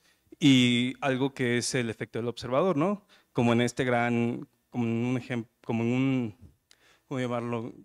Como un experimento de física que hizo hace muchos años donde la partícula se comportaba como partícula cuando lo mirabas o luego como onda, ¿no? Entonces, viéndonos un sentido estricto o más computacional, yo quisiera saber, desde tu punto de vista como científico de datos, ¿qué alcances consideras feasibles o posibles, ¿no? Más bien aquí. Esa es mi duda y Sí, no sé pero si fui claro o… No está muy claro. Desde el punto de vista computacional, creo que estás diciendo o algo así. No. Me refiero a que si yo tengo esta información por ejemplo, en tus diapositivas tenías una donde se veía la información de los núcleos, la sísmica y otros datos que no recuerdo qué decías. A ver, déjame te los busco. A ver. Aquí. Ajá, que tenías una diapositiva que era modelación geológica petrofísica de yacimientos. En esa tenías tres símbolos de bases de datos que pues, están en los datos de los núcleos, de la sísmica y del registro de pozo. Entonces, pues bueno, tenías el modelo estructural y esa mera. Entonces ahí a mí lo que la duda que me surge es si es posible tal vez teniendo datos confiables, tener interpretaciones confiables usando toda esta información que tú dijiste, o sea, automatizarlo por medio de un servicio. Tú mandas parámetros, el servidor recibe los parámetros y se hace todo. Ya creo que así ya quedó más claro. Sí, creo que entendí. Sí. Pero es computacional la pregunta, creo que estás haciendo sobre todo. Sí, es más que nada pues, que ver qué tan lejos podemos llegar. Ya se hace. Las empresas sobre todo Schlumberger, tienen la nube, ¿no? Todo esto, ¿no? Actualmente. Y el software que más se usa internacionalmente para esto, que no es el mejor, por cierto, porque pasa así, ¿no? El monopolio gana, ¿no? Es el de Petrel. ¿Ok? Y ahora, hoy por hoy, ya los servicios son en la nube, ¿no? Y también hay una tendencia de integrar todo esto de la ciencia de datos, porque típicamente casi no hay nada, en esta forma tradicional, no se usaba casi nada de ciencia de datos realmente. El software Petrel casi no tiene nada de estadística, ¿no? Es muy básico en muchos aspectos, ¿no? Te permite, es decir, claro, alguien que conoce, ¿no? Pues trata de usar lo más posible, ¿no? Integrar ahí lo más posible, ¿no? Usar lo que está allí, todo eso. Y eso es lo que hacemos también muchas veces, ¿no? De manera pragmática, ¿no? No es que sea el método más adecuado, por ejemplo, para tu problema. Tú conoces que hay otro método que es mucho mejor y ahí no está. Y el esfuerzo que tienes que hacer para implementar eso, etcétera, no te lo permite el tiempo, sobre todo, ¿no? No es que no hay conocimiento, no tus capacidades, sino es un problema de tiempo. O que tengas un proyecto que lo permita hacer. Actualmente estamos haciendo un software que hace algo de lo que presenté. Ya viene un software que estamos haciendo todo con código abierto, todo con Python. La interfaz gráfica también con Python. Todo. Multiplataforma. ¿Cómo se llama? Por ahora se llama COP, como policía, sí, COP Mod. ¿Pop Mod? COP Mod, sí. Pero por ahora es un bebé ahí que está. ¿Y se puede colaborar? O sea, yo como programador puedo llegar y, oye, mira, este es tu repositorio de Git. Podemos verlo. A ver, yo personalmente no estoy cerrado a ninguna opción de colaboración. Sí, podemos de alguna manera hacer algo, interactuar ahí, ¿no? De cualquier manera, ¿no? Es decir, con gusto. Pero, por ejemplo, no presenté realmente el software, ni mucho menos, ¿no? ¿Ok? Y que se trata de integrar precisamente la sísmica, los registros, todo esto, usando esto de las cópulas, sobre todo ese enfoque, ¿no? ¿Ok? Y hay mucho ahí de computación y de visualización. Idealmente debiera ser un servicio, como estás diciendo, Sí. claro. Pero también, cuidado, porque hoy por hoy también nos hace vulnerable eso. Se cae la red y estás en el siglo XV, ¿no? Porque ya no sabes hacer nada, ¿no? Si no está ahí internet y todo esto. Entonces sí, las dos cosas. Yo por lo menos soy criterio de, ¿no? Porque yo vengo de las tarjetas perforadas, para que te des cuenta, ¿no? Es decir, mi escuela, cuando yo estudié, fue con tarjetas perforadas. Y la tarea tienes que entregar al otro día. Y bueno, y era Rusia y aquello era terrible, ¿eh? Y si no entregabas la tarea, reprobabas, por supuesto, ¿no? Y fallaba más bien hasta la perforación. No es que tú lo seas mal, sino que la perforadora, el hardware era pésimo, ¿no? Los rusos en software son muy buenos, pero en hardware era desastroso, ¿no? Nosotros hacemos el chiste de que las computadoras decían, esa hace 1 millón de operaciones por segundo. Nosotros hacíamos 1 millón de segundos por operaciones, ¿no? En realidad, ¿no? Bueno, pero lo que quiero decir que hay que tener cuidado con eso, los extremos a veces, porque el sistema se hace vulnerable. Entonces hay que pensar en eso también. Pero sí, por supuesto, es decir, toda esta cosa de los clientes servidor, etcétera, de la nube, pues eso se está imponiendo, ¿no? Actualmente. Y ya esta empresa, Schlumberger, pues está ofreciendo todo eso.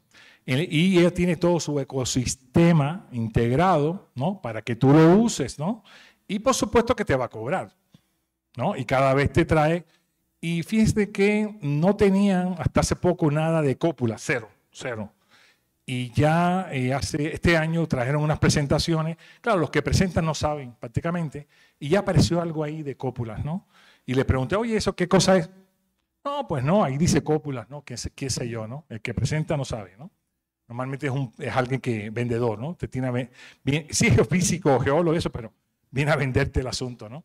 No sabía, ¿no? Yo dije, bueno, está bien, pero no, si me prestas esos datos, hacemos una comparación. No me los presta, porque iba a perder la comparación, ¿no?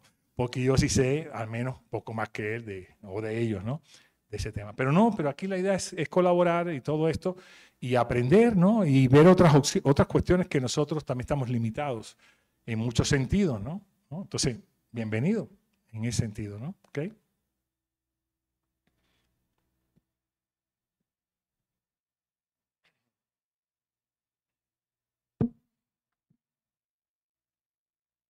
Hola, buenas tardes. Yo soy estudiante de la Facultad de Estudios Superiores Zaragoza en biología. A diferencia de creo que la mayoría de aquí, yo no tengo mucha experiencia con las matemáticas. Realmente me aterran las matemáticas aplicadas. Pero yo estoy aquí porque tengo un interés en modelación de sistemas ecológicos. Así que yo quería preguntarle cuál sería su recomendación, por dónde puedo iniciar para, pues vaya, tener un camino más claro. De momento, pues yo he estado aprendiendo Python y no estoy cerrado a aprender otros lenguajes, pero vaya, estoy muy perdido, muy saturado y pues me gustaría su opinión. Creo que empezaste bien. No hace falta aprender muchos lenguajes. Uno, igual que los idiomas. Si tú sabes hablar español, ¿no? Pues tienes más probabilidad de hablar no sé, maya o inglés, ¿no? Otro idioma, ¿no? Porque los idiomas tienen muchas cosas, los lenguajes de programación igual, ¿no? Lo que pasa es que a veces los que ya llevamos mucho tiempo ya no sé, vamos ya con no sé cuántos lenguajes de programación, ¿no? En mi carrera aprendí 7, ¿no? Por ejemplo, ¿no? Fortran, 6. No, entonces perfecto, con Python estás bien ya de entrada, ¿no? Empezaste bien, tomaste un lenguaje, sí, te enfocaste en un lenguaje. El asunto no, eso es, te sirve como herramienta, pero tienes que conocer un poco de matemáticas y de estadística sobre todo, ¿no? Yo pienso, si tienes datos, la estadística es fundamental, ¿no? Y mi formación no es estadística, yo insisto, ¿eh? En mi carrera nada más que había una materia de estadística que era probabilidad estadística y punto, para que se den cuenta, ¿no? Yo después me di cuenta y me tuve que meter mucho tiempo a estudiar estadística, ¿no? Porque veo que es necesario, ¿no? Sobre todo si tienes datos, ¿no? Pero también hay modelos deterministas también, es decir, que no son estadísticos estrictamente, ¿no? Por ejemplo, estos modelos también ecológicos, ¿no?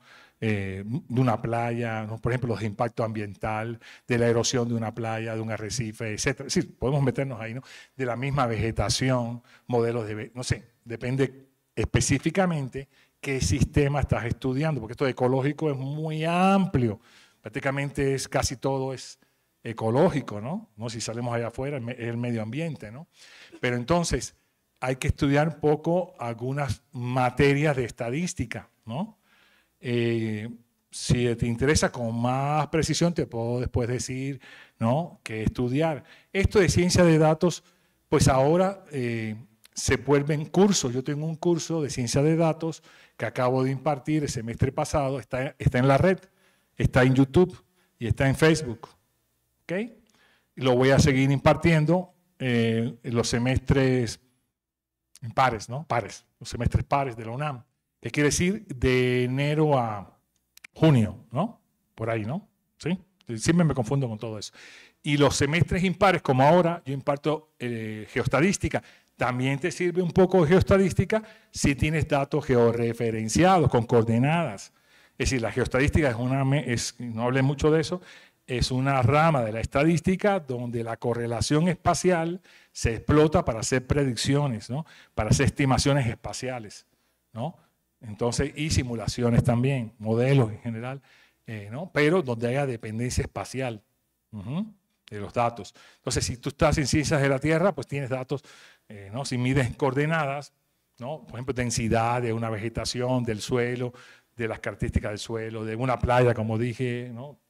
Hasta para cuestiones de la pesca se usa la geostadística, donde hay más densidad de bancos de peces, porque se miden propiedades como la temperatura, ¿no? La iluminación.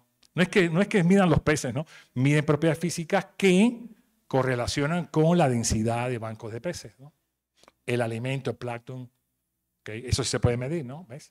Entonces todo eso, pero bueno, depende qué datos se tenga, qué mediciones se tenga, ¿no?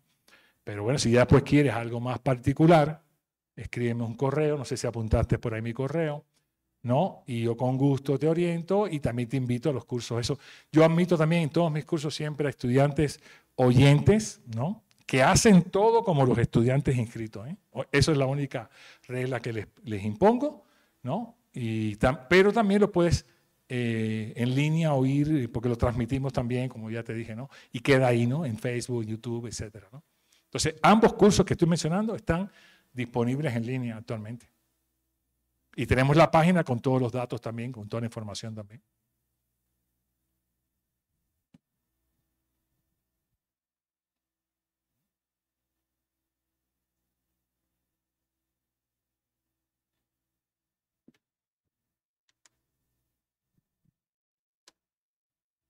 Buenas tardes, muchas gracias por la presentación. Muy interesante el tema y en lo particular, pues muchas cosas nuevas igual alrededor de esta parte de la generación de modelos pues estáticos. La pregunta es, entiendo yo que justamente la aplicación de la ciencia de datos en la industria petrolera pues busca justamente tener modelos estáticos más representativos que finalmente deriven en una simulación numérica dinámica de igual manera más representativa y con un menor grado de incertidumbre. La pregunta es, considerando que, por ejemplo, en México la mayoría de los yacimientos pues, están en una etapa madura, en donde, como mencionaba, las tecnologías con las cuales se hizo la caracterización estática en su momento, pues eran muy diferentes a lo que tenemos ahora. Actualmente en estos yacimientos se está trabajando como en una recaracterización, buscando justamente pues, una reconceptualización en el modelo estratigráfico, por ejemplo, o simplemente pues podría ser también una cuestión de, pues si ya está funcionando, mejor no le muevas e invirtamos ahora un poco estas herramientas en yacimientos nuevos como Quesqui, Sachi, todos esos, que pues digamos son relativamente nuevos y podrían tener una gran oportunidad en este sentido de la ciencia de datos. Muchas gracias. Gracias por tu pregunta. ¿De formación qué eres? Yo soy ingeniero petrolero. Qué bien, muy bien, gracias. Mira, esa pregunta que estás haciendo está muy buena. Yo no soy Pemex. Instituto Mexicano del Petróleo, bueno, seguro que estás consciente, somos completamente independientes de petróleos mexicanos. Bueno, pero hacemos investigación, ¿no? Para decir, en general, para la industria petrolera y en particular nuestro cliente, ¿quién es? Pemex, ¿no? Okay. Parece ser de que hay ambas cosas, ¿no? Yacimientos que ellos le dan prioridad, pues sí lo están reevaluando. Claro, eso tiene un costo, ¿no? En particular, nosotros trabajamos hace años, ahí mismo en Cantarell, en Acal, en particular, en la parte del Jurásico Superior Quimerigiano, que no es la parte esta de la brecha famosa, ¿no? No, es más abajo. Y hasta ganamos un premio, un reconocimiento, porque hicimos modelos de estos geológicos petrofísicos. De ahí fue cuando la primera vez que hice un modelo de este tipo, ¿no? Y era para desarrollo, y perforaron y todo produjo. Es decir, no hubo un fallo. Y eso fue tremendo éxito. Otra vez, eso no está publicado. Es decir, que no somos famosos por eso tampoco, ¿no? Es decir, hacemos cosas y nadie se entera. Eso es lo único negativo de esa historia. Bien, y ahora recién estamos trabajando en un proyecto, nos acercamos a PM y le dijimos, bueno, queremos unos datos y casualmente estaban trabajando ahí mismito. En ese, bueno, el grupo que nos acercamos, ¿no? En ese mismo lugar, digo, qué bien, porque nosotros sabemos ya mucho de eso hace muchos años y entonces estamos haciendo un nuevo modelo ahí y se ve que ellos tienen interés ahí para seguirlo desarrollando. ¿Qué quiere decir? Que eso depende también de sus prioridades. Yo creo que es un problema de prioridades. Y mi opinión es que estos modelos geológicos petrofísicos continuamente tienen que actualizarse, porque aunque tú no hagas un nuevo registro, los datos de producción se iban cambiando.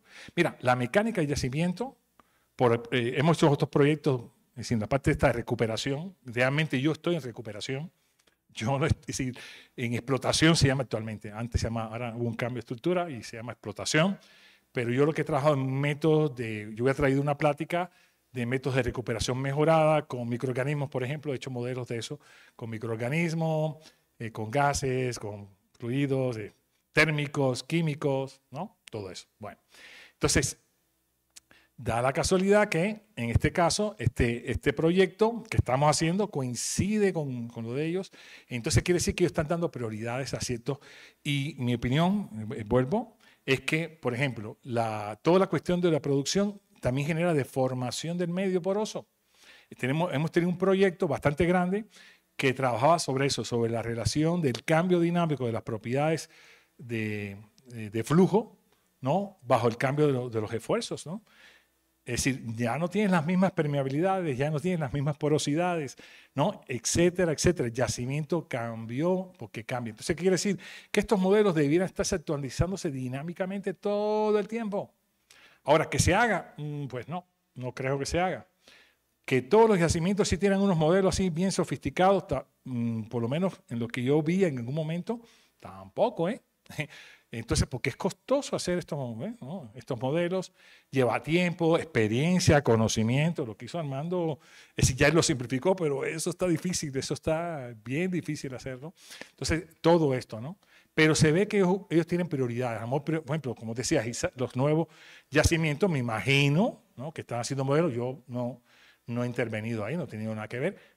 Te puedo comunicar que es ese que ya hice muchos años atrás, pues ahora lo están retomando y con mucho interés, ¿no? Para seguirlo desarrollando. Es decir, se ve que quieren perforar también, es decir, seguir perforando hacia zonas que no habían perforado, ¿no?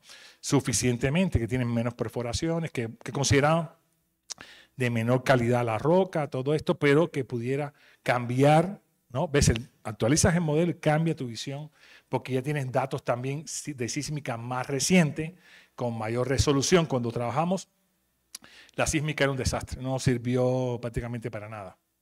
Vale. Es decir, solamente para la estructura sí, ¿no? Para eso. Pero para detallar zonas y eso, no.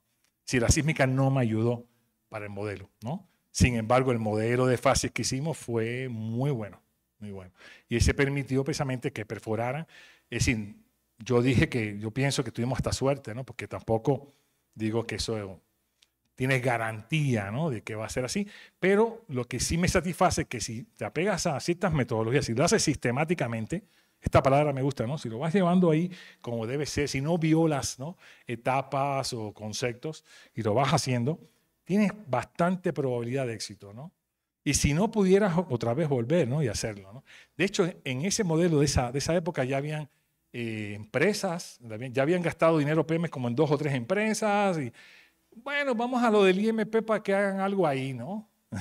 Estos pobres del IMP. Y fuimos los que resolvimos el problema, ¿eh?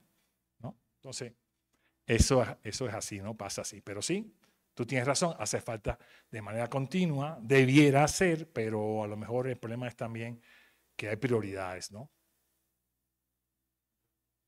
¿O de qué?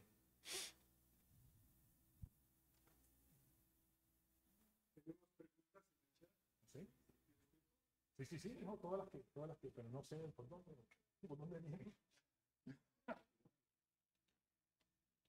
¿Hay preguntas en el chat? ¿En línea?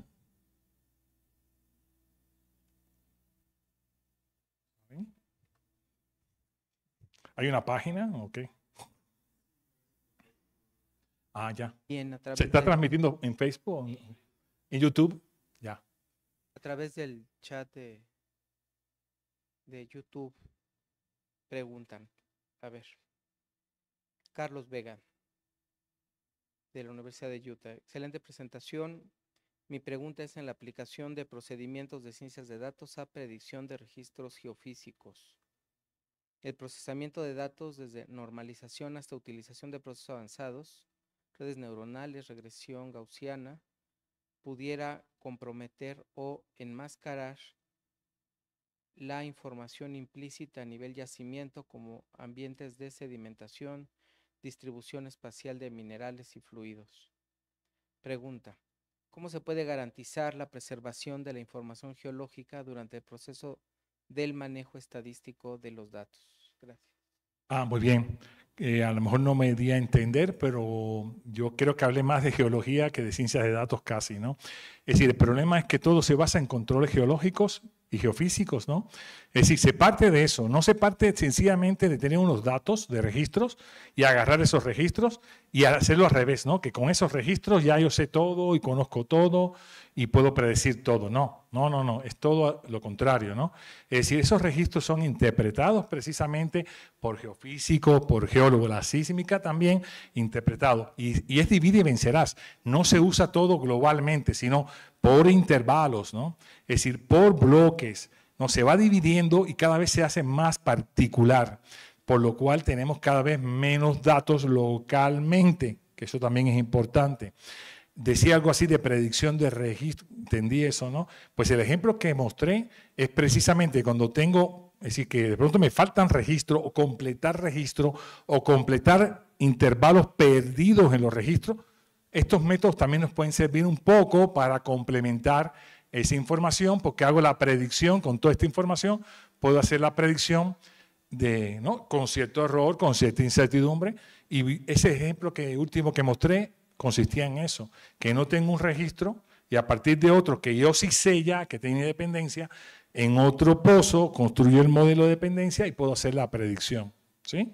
Esa es la idea, con la misma formación, en el mismo intervalo, bajo las mismas condiciones, no extrapolando, fíjate, ¿no? La palabra no es extrapolar.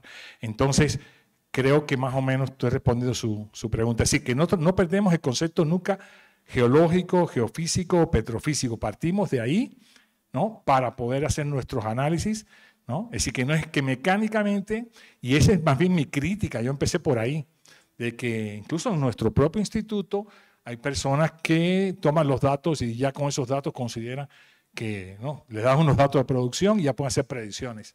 No, yo si me dan unos datos de producción y no sé el contexto geológico, geofísico, petrofísico, etcétera, etcétera, pues no puedo hacer nada. Yo digo, no, yo no puedo hacer nada. Tengo que tener todo el contexto para poder empezar a entender los mecanismos, ¿no? del yacimiento, ¿no?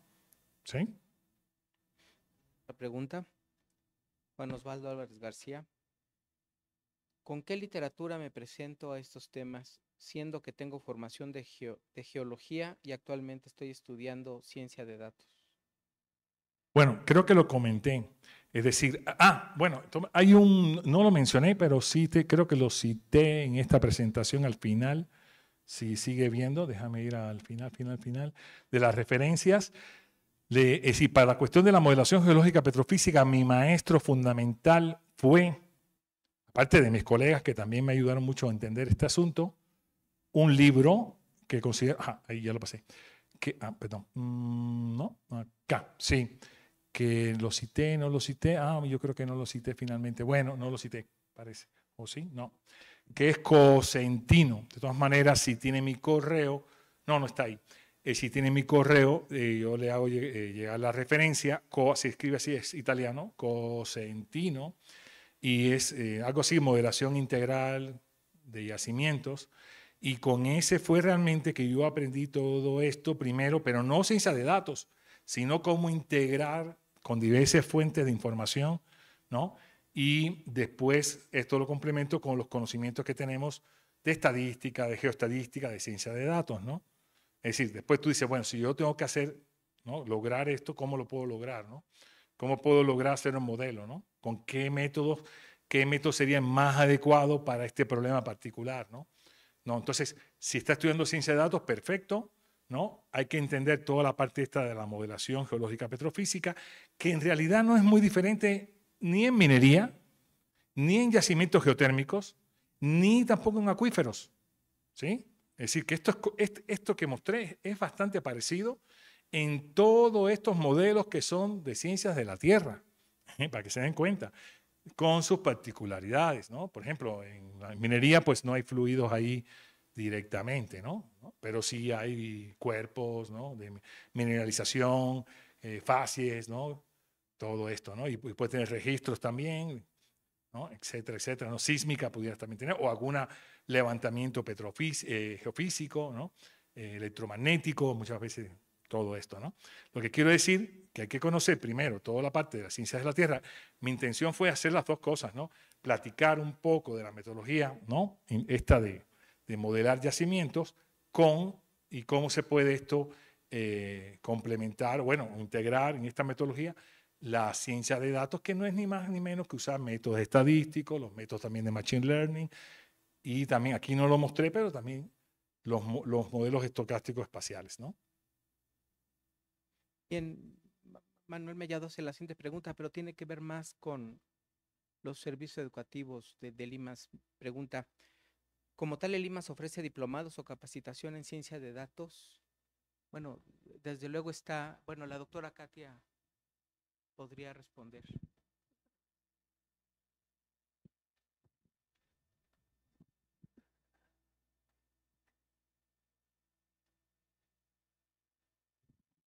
Gracias por la charla, y respondiendo a la pregunta, en el IMAS tenemos la licenciatura en Ciencia de Datos, que es una licenciatura de ingreso indirecto, y cursan se inscriben a carreras afines como es Ciencias de la Computación, la carrera de Ingeniería en Computación, carrera de Física, Actuaría, Matemáticas Aplicadas o Matemáticas, y está también MAC, Matemáticas Aplicadas y Computación.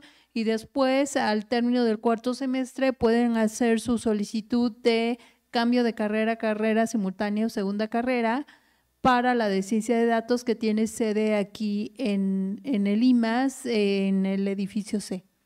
Entonces, eso es lo primero en la parte de ciencia de datos.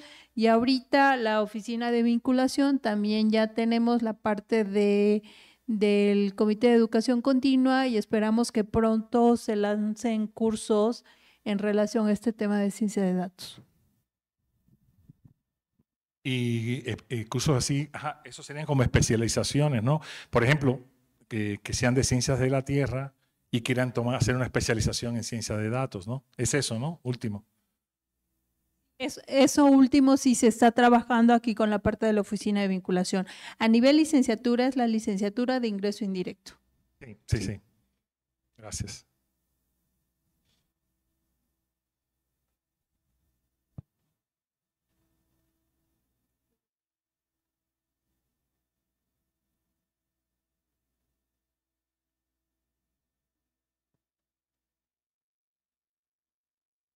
Bien, pues agradecemos esta plática al doctor Martín Díaz Viera, muy interesante. También agradecemos al doctor Armando Altamira, coordinador del Seminario Universitario de Hidrocarburos. Muchas gracias.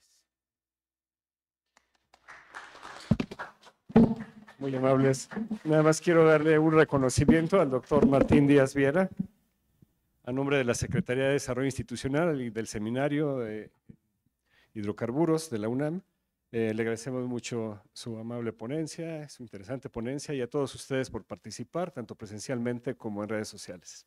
Muy amables. Gracias.